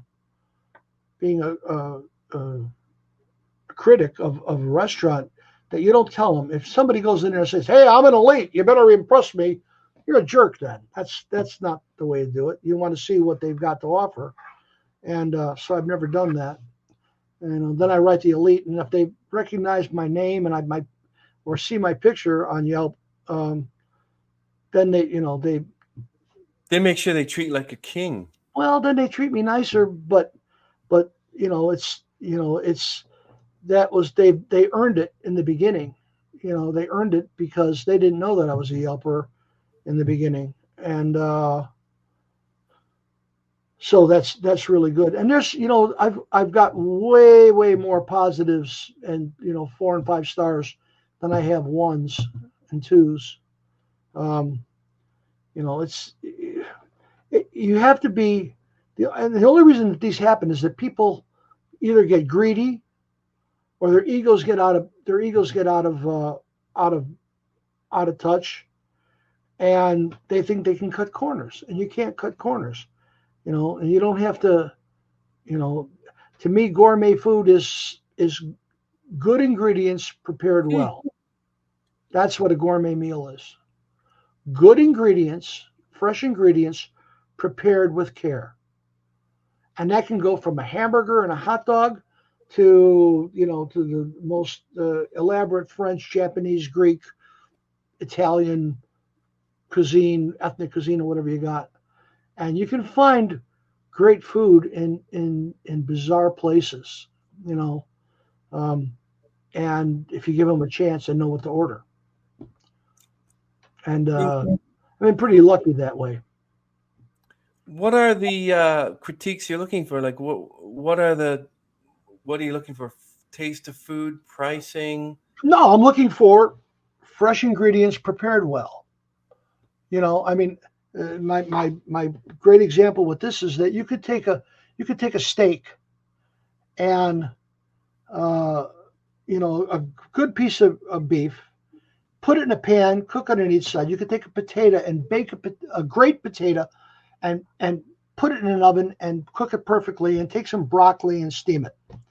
Put it on a plate. Well, if you don't season that steak, if you don't have seasoning for the potato, or if you don't have seasoning and preparation for the broccoli, that's going to be 3 things that aren't just going to taste bland, and they're not going to be fantastic. But if you know what you're doing and you apply seasonings judiciously and with knowledge and with care, then you're going to get a great plate. And that's just, I'm talking about 3 items that you heat up and put on a plate without any preparation at all.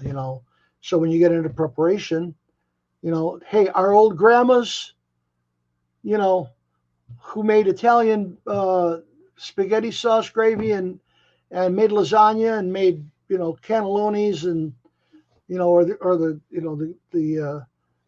the Chinese and Japanese who made the Eastern foods, and the Indians who made the South Asian foods, or Mexican food. More crimes have been committed in the name of Mexican food than anything. You get some really lousy Mexican food, but when and there's a lot of great. Out in the neighborhood that I live now, there's a large Hispanic population, and there are some incredible Mexican restaurants. And you go there, and you can eat really well for not a lot of money. And they take pride in what they do. And when that happens, you keep going back there and you tell other people, and that's where success comes from. So, same as music. Does Yelp give you any accolades, like 10% off or 50% off? Really? No, that's it. You're elite. That's it. No, I mean, yeah, it's a little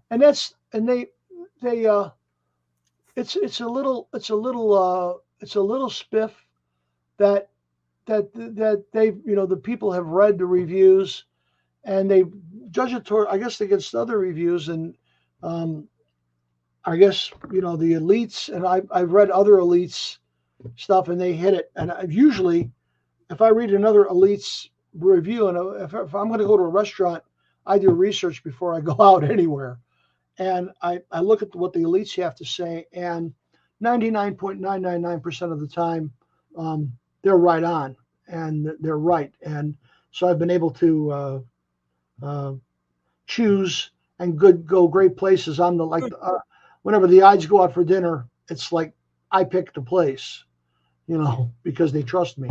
But then again, my motto is always trust a fat man when it comes to food. But okay. How did you get involved in writing books on weight loss and financial planning? Like you could be related to Dave Ramsey, I guess. Well, there was the gal who I wrote the diet book. I mean, and I'm a big mortadell. I was real sick in 2018 and I lost a lot of weight, but I'm still a big mortadell, but there was a gal, and Ides of March fan, believe it or not. And she was a big gal. She was 300 plus. And actress Riot Wilson lost a lot of weight, 85 pounds too. Yeah, well, this gal lost 160, 170. Yeah, she looks good. Marge Lease, and she had a moment where she passed out at a family's wedding, at one of her family's wedding, and because she was dancing. And she had overexerted herself, and she had a heat exhaustion, and fell to the ground. And they had to call an ambulance and everything. And she was so embarrassed because she was big, and she had eaten like a pig at the thing, and she was embarrassed. And so she went on her own weight loss program. And she was married to a guy at the time who was a jerk and made fun of her because she was overweight. And she said, "Oh, I don't want this anymore. I don't want any of this in my life." And she changed her diet and she changed her exercise program, and she lost all this weight and became a completely different person. And she found a great man. She got married, and she's kept the weight off. She was on the Today Show. She was on, she was on the cover of People magazine when they, and she wanted to tell her story. And so, they had seen that, that I had done some writing, and so they came to me, and so I wrote the book with her. I interviewed her over a period of months and co-wrote the book. And the book turned out to be, where is it? Come on. I know I have copies of it here somewhere in my wonderful little studio here. And of course, I should have had this at my hands immediately, but I don't. So take my word for it. You look like the kind you got a sort of thing looks like Fox Mulder would spend his time. Yeah. My daughter number 2 was a huge X-Files fan. My wife used to sing at her, "The truth is out there, it's really out there." And daughter number 2, she was religious about Mulder and Scully, and she'd get all mad because we'd make, "The truth is out there.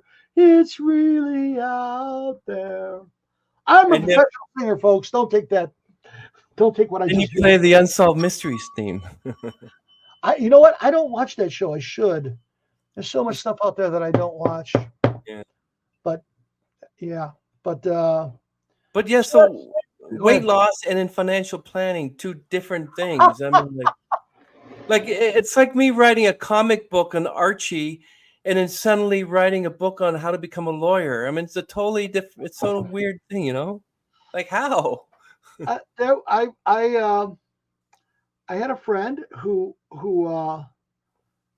worked for this lawyer, and she was a financial planner, and she had a system, and so she wanted to write a book, and so she got through the jigsaw's work, and it got to me, and she saw that I try to do things with a light heart and to write in a way that the average person.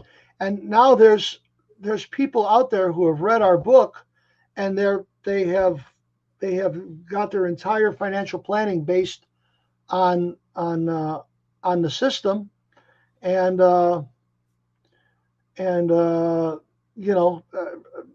I don't know anything about financial planning, not a damn thing, except what this financial planner professional had me do. And I learned a lot from taking the Financial Peace University by Dave Ramsey, and it really helped me with my finances.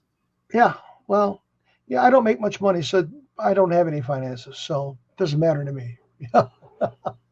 That's a joke. Oh, yeah, Not perfect. Then there was another guy. There was another guy who was a professional golfer, and he invented these glasses that had like lines and stuff inscribed in the glasses to help you putt. Now I'm a sports illiterate. I when I was younger, I had problems. I've got hand-eye coordination problems. If you throw me a ball, I can't catch it. I have a hard time catching it. It's a wonder I can play guitar and keyboard. Mm-hmm. But sports, I'm completely rubbish. I was the guy. I was the guy who always got picked last, and I didn't care because I go, no, please pick. If you like your team, pick me last because I suck. But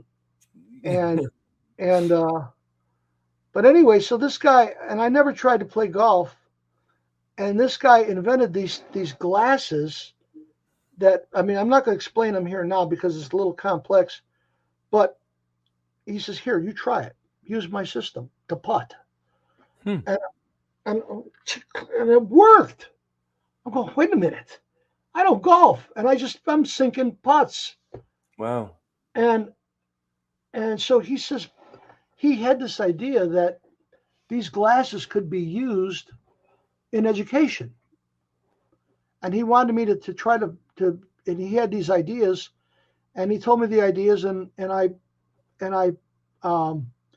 saw it, and I helped him write his book about using these glasses to focus for students. And he's still in business on the south side of Chicago, and started out as a golf pro, and now he's in the selling, and he's got other products that he's had. But I wrote that book, so. Wow.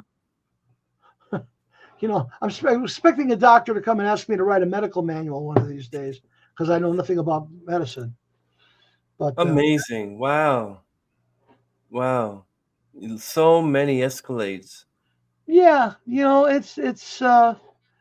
I've had a rich experience, and it's still in progress. So we'll see what happens. I don't know what I'm going to do if I ever grow up. You're going to sell your Hot Wheels set eventually. I never was a Hot Wheels guy. I had discovered girls by the time Hot Wheels came out, but yeah, we all kind of I knew some kids in my time that was 7 years old and they had a girlfriend already. I wasn't that, but guitars and amplifiers and keyboards. That was my, I play guitar. I mean, I taught myself guitar because I loved it. And I was, for a long time, people knew me as a guitarist and not as a keyboard player. There were about 5 years that I actually didn't have a keyboard, and I just played guitar in bands. And now I don't play any guitar live, but I do it all in my, I do a lot of, in my recordings and my albums. I play all the lead guitar. And okay, so I was going to talk to you about Cool Baby and A Better Man, but I want to talk about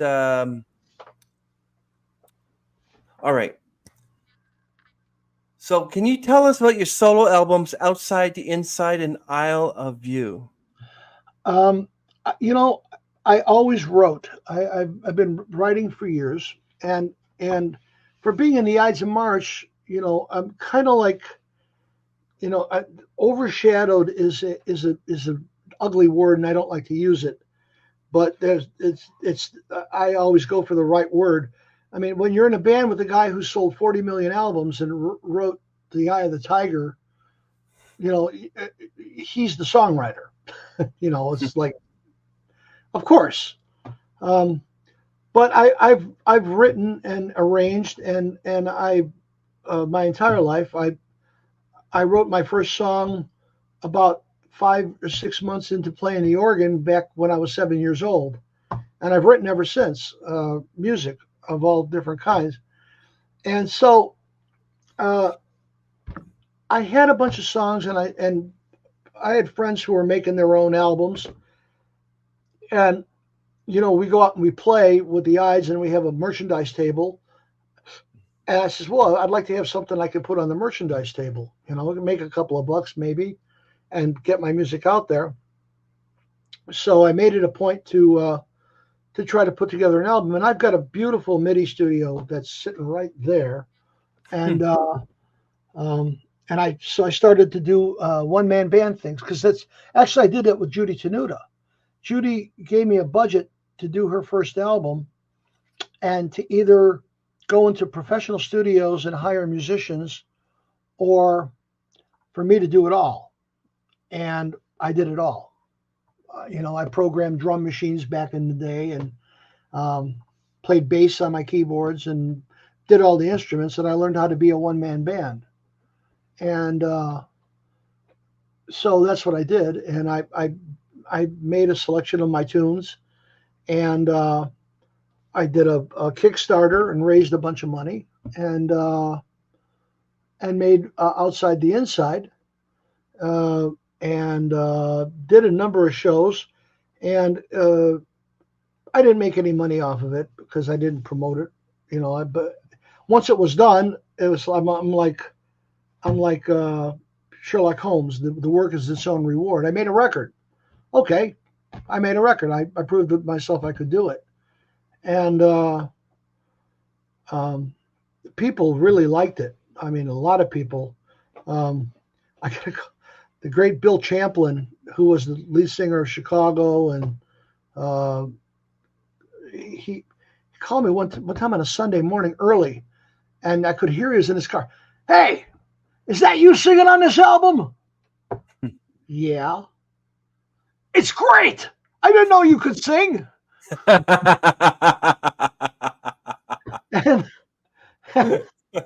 to get a call like that from a guy who sold millions of albums, and it was the lead singer of Chicago, for crying out loud. And I've had other, or one of the biggest compliments is went to dinner with Keith Emerson of Emerson, Lake and Palmer. Wow. And a friend of mine, this was in LA, and one of the guys who was at the dinner, I invited to the dinner, and we had a great night. And so after the dinner, I had left, and Keith had to go somewhere, and my buddy had a car, had a rental. And no, he had his own car. That's right. And Keith said, can you give me a lift? He had to go across town in LA. And Rick said, yeah. And they get in the car. I had just released Outside the Inside, and it was in the CD player in the car. And Rick started his car, and the song started playing, and it was loud. And Rick says, "Oh man, I'll shut that off." And Keith stopped his hand and said, "Wait a minute, I like this. This is cool. Who is this?" And Rick says, "It's Scott." And he goes, "Scott who?" He goes, "Scott, the guy you were just with." And oh, that's Scott. Oh my goodness, And so that to hear that story, that Keith stopped my buddy, says, "Wait a minute, I like this. Don't turn it off." Come on, that was, to me, that was like, and and I put my music in the hands of a lot of great people that I admire. I've been very, very lucky to meet a lot of my heroes, and I've shared my music with them, and I've got to play with a lot of them. But I had some great, and now he passed away, so I can tell the story. I have I'm lucky. You ever hear of the band called the Moody Blues? Yeah, I love those people. Well, and I think one member just passed away recently. Yeah, Michael Pinder. Mike was my dear friend. Mike was another one of my gurus. And Michael was the mellotron player of the Moodies, and he was also the guy who did all the poetry. Breathe deep the gathering gloom. And Mike was my hero. And through this, that, and the other thing, I got to be friends, really good friends with him. I was at his house. I stayed at his house, and I know his wife and his kids. But Mike never did sessions for anybody. Oh. And that was, you never saw the Moody Blues playing with other people. That was their thing. They were only in the Moody Blues, and they didn't do sessions. Now, Mike did one session, and he played on John Lennon's Imagine record, and he played tambourine on the Imagine album for John Lennon. But he also, apparently, for your song Love Song 369 from the album Outside the Inside, he actually when I did tambourine. Yeah, he played tambourine. When we were mixing the album, Larry says this song needs tambourine, it needs a tambourine part. I said, I got the guy, and I called Michael, and I says, Michael, would you play tambourine on my record? And Michael was the most gracious, wonderful. Of course, matey, I'll send me the track. I couldn't believe it. I'm like, the guy who didn't do sessions for anybody. Hendrix asked him to play on his record, and he turned Hendrix down. And he did it for you. Wow. He did it for me. And he sent back 3 tambourine tracks, which we comped. And so I've got 1 degree of separation through Michael Pinder to John Lennon. What do John Lennon and I have in common? Well, Michael Pinder played on our records, and it was some of the only. Michael eventually played on his son's records, but as far as any other artist, it's me and John Lennon. So Michael played on that, and then I was sick in 2018. And I said, if I get out of this alive, I'm going to make a new record. So I did. I started writing and started recording, and I made Isle of You. Think of the.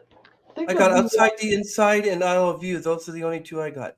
Yeah. Okay. But if you look at the title of that. Oh, okay. You get it? Yeah. What does it say? Isle of You. Okay. You get it? Yeah. What does it say? Isle of You. I love you. You're right. And if you look at the cover, it's a takeoff on Magritte's painting, Rene Magritte's painting. With the apple in front of his face. With the apple in front of his face, but that's my iPhone, and in front of your face. Yeah. Yeah, and I'm wearing the bowler hat and the sky in the back and the red tie, and I decided I was going to do an album, and I was very lucky that I had two folks that opened up their pockets for me and said, here's some money, make a great record. I would so humble, and so I've got some incredible musicians. I've got a drummer on there who was the drummer for George Benson, the great jazz guitarist. He did my album, and he passed away 3 months at 46. Is that Rob Lorenz? No, it wasn't Rob Lorenz. It was Kari Parker. Not Billy Thomas? Oh, okay. And Kari Parker, yeah. But you had Billy Thomas play drums on A Better Man from Isle of You. Well, okay, now Billy Thomas, all the guys who played on Better Man was a co-write with Jim Peterick. I had written in this room right here. I have got this little sorter that you can see here with all these shelves. Mm-hmm. And this was crammed full of crap. There was a bunch of junk in here. And one day I said, too much. I want to use this because I got different kinds of paper and different filing in there. And I'm taking all the junk out and going and throwing stuff away and filing. And I pulled out, and there was a sheet of lyrics in there. And I knew it was my lyric because I recognized it on a piece of yellow pad, yellow legal pad. And I looked at these lyrics and I'm saying, wow, this is damn good. I normally got all my lyrics on a computer, in the database. And I look at it, and so I sent him to Peterick, and I send stuff to Peterick all the time, and if I don't hear anything back, then I know he looked at it and said, "Yeah, nothing I can do with this." Oh. I got within 5 minutes of sending him the lyric, he calls me back. He goes, "This is great." He goes, "Let's write this song." So he took the lyrics and he put a tune to it and did his thing on the lyrics. And again, I'm so lucky to be able to, a Grammy Award winning, million selling artist working on my tune. And he came back and the song was just heartbreakingly beautiful the way he wrote it. But I said, I do not want to produce this song with you, Jim, because I want to do it my way. I don't want somebody to go, "Oh, it's a Peterick song. It's not a Scott May song." So I made friends with a band out of Nashville called the Time Jumpers. And I don't know if you ever heard of the Time Jumpers, but they are the cream of the older studio musicians from Nashville. And for a long time, the second guitarist, not the good guy, not the number one guy, the second guitarist was Vince Gill. Vince Gill. Wow. Yes. And every Monday night they'd play it at a place called Third and Lindsley in Nashville. And Vince Gill would show up, he'd carry his own guitar and amp and sit down. And it's Vince Gill. But he was a guy in the band. And they've got 125 Grammys between them all. These are the cream of the cream of the crop. Well, the first guitarist, I really hit it off with Andy Reese. And Andy, just a magnificent player. He's a real foodie, and he's just become a real brother and a real great guy. And I got to know the other guys in the Jumpers. And so I asked Andy, I says, "Look, I want to do this. I wrote this song with Peterick, and I want to do it. I want to come to Nashville, and I'd love to work with the rhythm section of the Time Jumpers. Can you set it up?" And it took a year to get everybody at the right place in the right time. But it finally happened. And so I went down there. Andy produced the session. We recorded at Crystal Gale Studio on Music Row. And Brad and Billy and Andy. And then I have another friend by the name of Mark Jordan who lives in Nashville. And he was with Jackson Browne. He was with Van Morrison, played on all these big hits. But the big thing is he played keyboards on Midnight at the Oasis by Maria Muldaur. Remember that song? Well, he's the keyboard player on that. And so I asked Mark to come in and play Hammond organ on that song. I didn't even play on that song. I played nothing. I sang. And it was great when the Jumpers guys got there and Mark showed up, because Mark's reputation in Nashville is spectacular. And they looked and go, "What are you doing here?" And Mark goes, "What are you guys doing here?" And they all both go, "We know Scott." So we did the track, and it was incredible, the sensitivity that they made on that track. And then another one of my friends is dear friend is Robbie Robinson. Now that's not Robert's son from the band who recently died. This is Robbie Robin's son, but his claim to fame is he's been music director for Frankie Valli for over 40 years. Oh, wow. Yeah. And when Frankie goes out and appears with orchestras, well, Robbie writes the scores and conducts the orchestra. So I asked Robbie to do an orchestral score for Better Man, and he did. And so the track is, I hope you play some of the track, in the final thing. And it's just the magnanimous. And Peterick said he wanted to produce the vocal, so I brought all the tracks back to his studio, and he produced the vocal. And man, he got a performance out of me that when I listen to it, I still can't believe it's me. There was some other energy that drifted in and inhabited me, because I didn't know I could sing that good. It was Peterick pushing me and saying, "No, do this do this, and guiding me on the track. And so that's the story behind Better Man. Better Man was excellent, and I don't know if you have a music video on that one, but no, I don't have any videos for any of it yet. But you have just that MP3. Maybe I can put, the end screen. Maybe I can just have the music playing.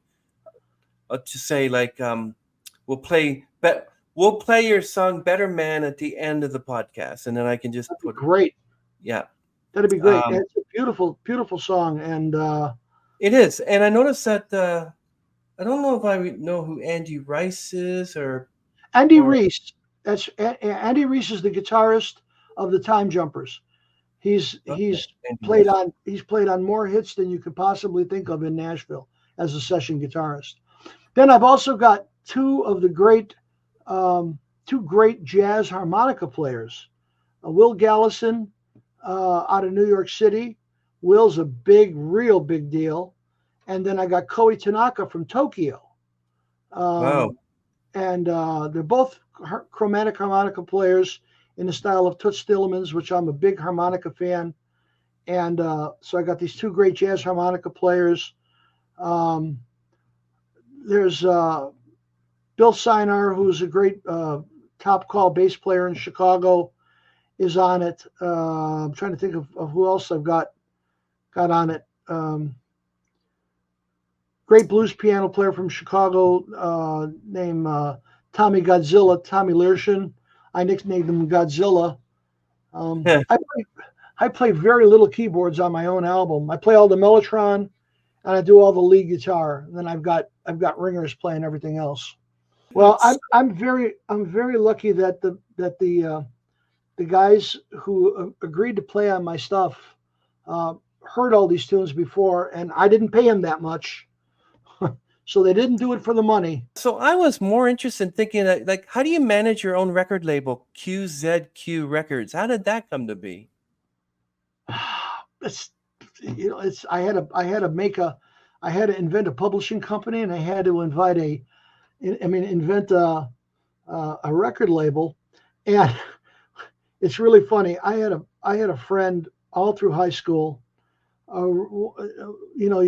Reader's Digest used to say the most unforgettable character I ever met, and I had this friend. His name is Thomas Dimopoulos, Greek guy, Athanasios Panagiotis Dimopoulos. He was about 6'2", about 375, super long blonde hair, man Mountain Dean. This guy was I say was because he passed away, but he was a thinker, and he was a musician, a writer, a graphic artist, a really Renaissance man, and he never made any money. And he just did it because it was his art, and he had to get it out. And there were a number of times, and it was a joke. He used to say these crazy things. He used to say, art is an abstract entity that exists on an abysmal plane of thought. We know not its origins or destinations, only that we perceive it. Now, do you have any friends that talk like that? I only have one friend that talk like that. He used to say shit like that, and it blew my mind. It was great, but he was a great guy, funny guy, great sense of humor. Everybody loved him. But there was one. He used to say a sentence about Captain Beefheart, that decorum prevents me and decency prevent me, because it was very scatological. But it was about Captain Beefheart. Well, anyway, back in the day, Frank Zappa was coming to town, and they had a contest on one of the underground stations here in Chicago, and the number one prize was tickets to the Zappa concert, and then the second and third prize was Zappa albums. So I took Tim's phrase that he said that I cannot repeat here, and I wrote it, and I made a decoration, and I sent it in, and I came in second place. Wow. The person who won sent a jar of number 2. Is that tasteful enough? And they won the contest. Oh, but wow. but I came in second place, and Tim's like, you used my words, and you won the contest, and that started the joke that I would only have success if I stole Tim's ideas. I never did. But after Tim passed away, he had a band that nobody heard of called the Quint Ziegler Quartet. QZQ, Quint Ziegler Quartet.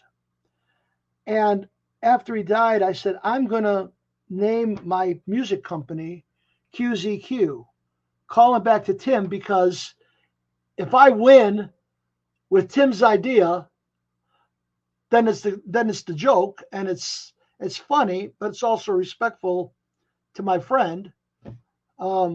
And I don't tell that story that often, but if you write QZQ, if you just write it out, it's its own graphic logo. It looks very distinctive. And you get logos that are different art. If you just write the letters QZQ in a sentence, if you just take those letters, it looks like its own logo. So that's why I called my music company QZQ Creative, in tribute to my old friend, and the joke that goes along with it, and because it's odd. So that's QZQ Records. Oh, that's heartfelt. That's a good homage to your friend there. Yeah, he was a great guy. Thank you so much. Thank you so much, Scott, for being on this podcast. Opportunity to interview you is just so heartfelt, really amazing. What advice would you give to aspiring musicians and composers? Quit. Get a real job. Go to school. Learn how to make money. Don't be a moron like me. No. Here's what I say. Don't copy people. If you're going to write, pick up a piece of paper and a pencil and start. And trust me, you're going to write a lot of garbage. And you know what? I'll tell you a story. I talked about how Dr. Lonnie Smith set our minds, and this answers your question. We were at the NAMM show in LA, and Doc was playing, and one of our dealers walked up with his daughter, and the daughter was a little girl. And Doc's playing, and he looks at the little girl, and the little girl's watching him intensely. And Doc says, "Do you play?" And the little girl says, "Yes, I do." And Doc says, "Would you play for me?" And the little girl goes, "Oh, no, sir, I'm sorry. I'm not very good." Doc stops. And Doc always wore these turbans, and his eyes were like Jedi laser beams. And he looked at her and said, "Not very good." He goes, "Do you love it?" And the little girl goes, "Oh, yes, sir, I do." And Doc, his smile came. He goes, "You're already one of us if you love it. You're already one of us. And you're going to get good because you love it." And now I'm sitting there. The tears are streaming from my eyes because I went to school and they didn't teach us that.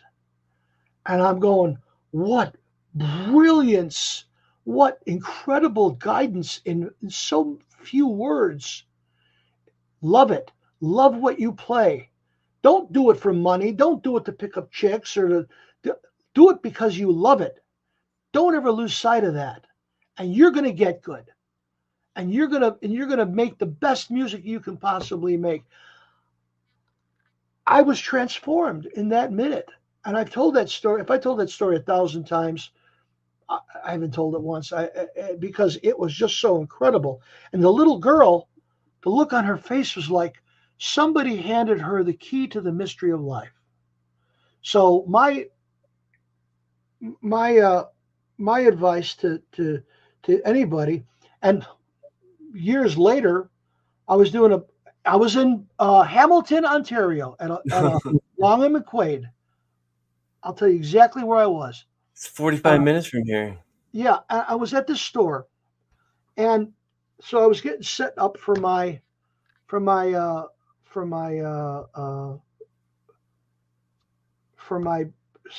seminar, and people would come in and sit down, and I would talk to them ahead of time, before I'd sit there. I wouldn't. And this very well-dressed older gentleman came in and sat right in front of me. The kids sit in the back, but this guy, this man was a distinguished gentleman. He came in and he sat down right in front of me. And I'm going, okay, who the hell is this, And so I would always talk to my audience. I'd say, what do you do? What do you play? Are you a keyboard player? And I go to this guy and I go, what brings you here? Because everybody else was young. This guy the guy was definitely in his 60s, maybe early 70s. And he goes, I'm a big fan of Dr. Lonnie Smith. I go, no kidding. He goes, I just retired.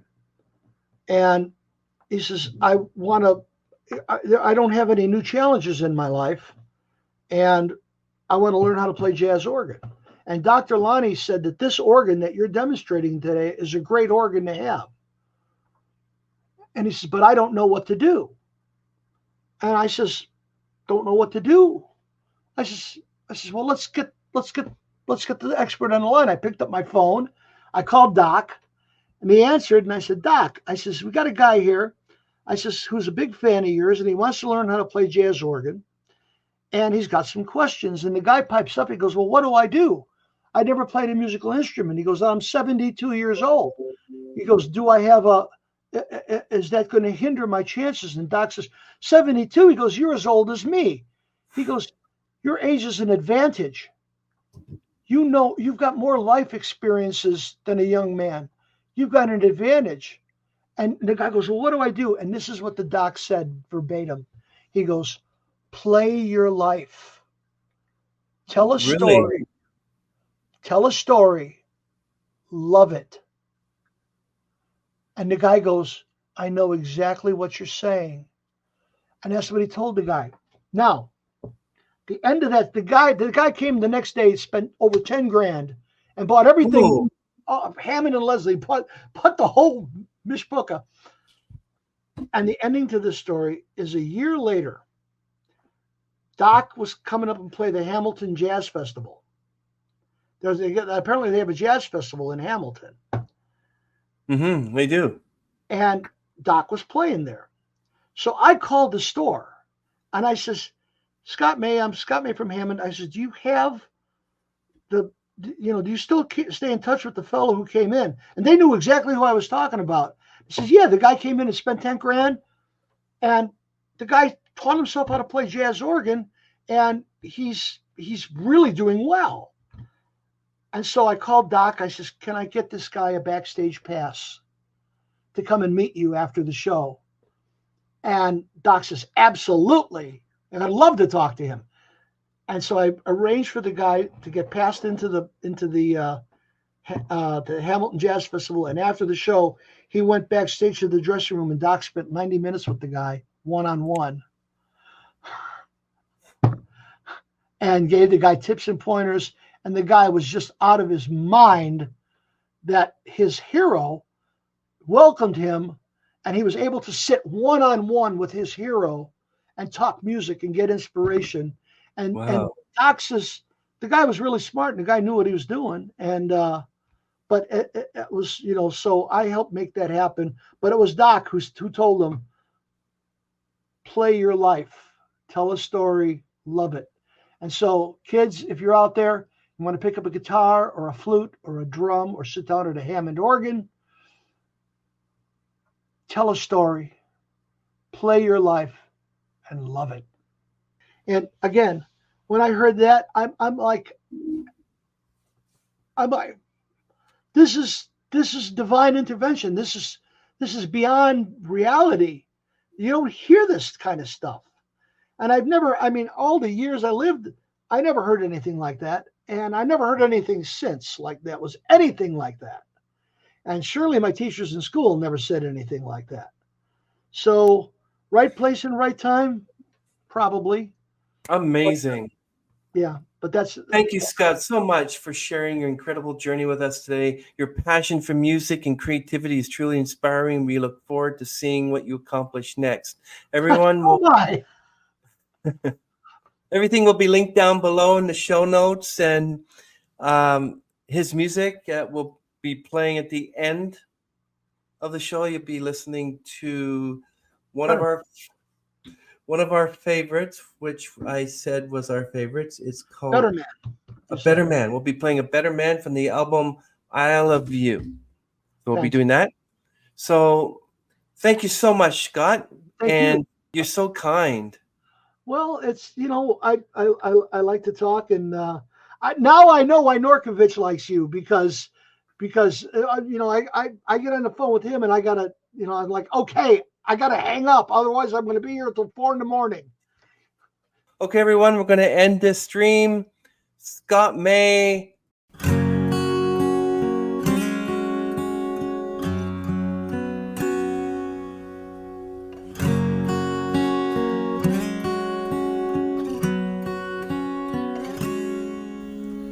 I didn't have a clue, I didn't know at all. I was a cold outsider until your call. No way of knowing, never took the ride. No spark of comfort to kindle the fire inside. Then out from the blue, a touch of madness, your love shined through, erased the sadness, and now I know it's heaven's plan. Your love saved me and made me a better man. A better man than I believed I'd ever be. The day I found a woman who believed in me.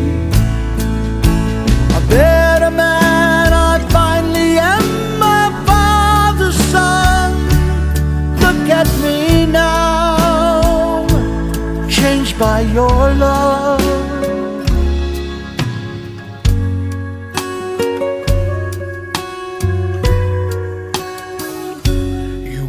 The reason you made it right.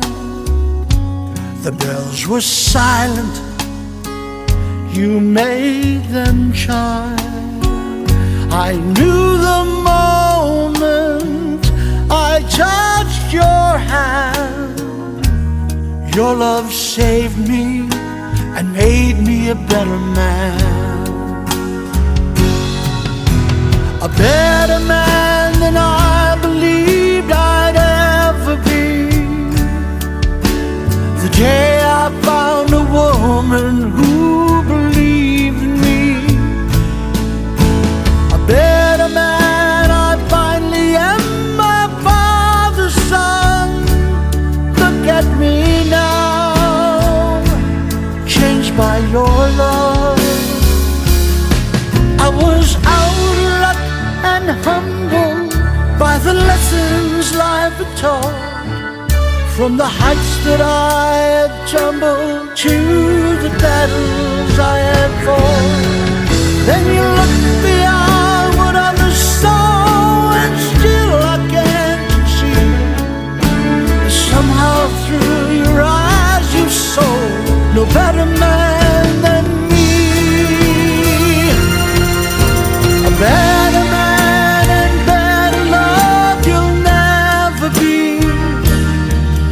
I was locked inside myself.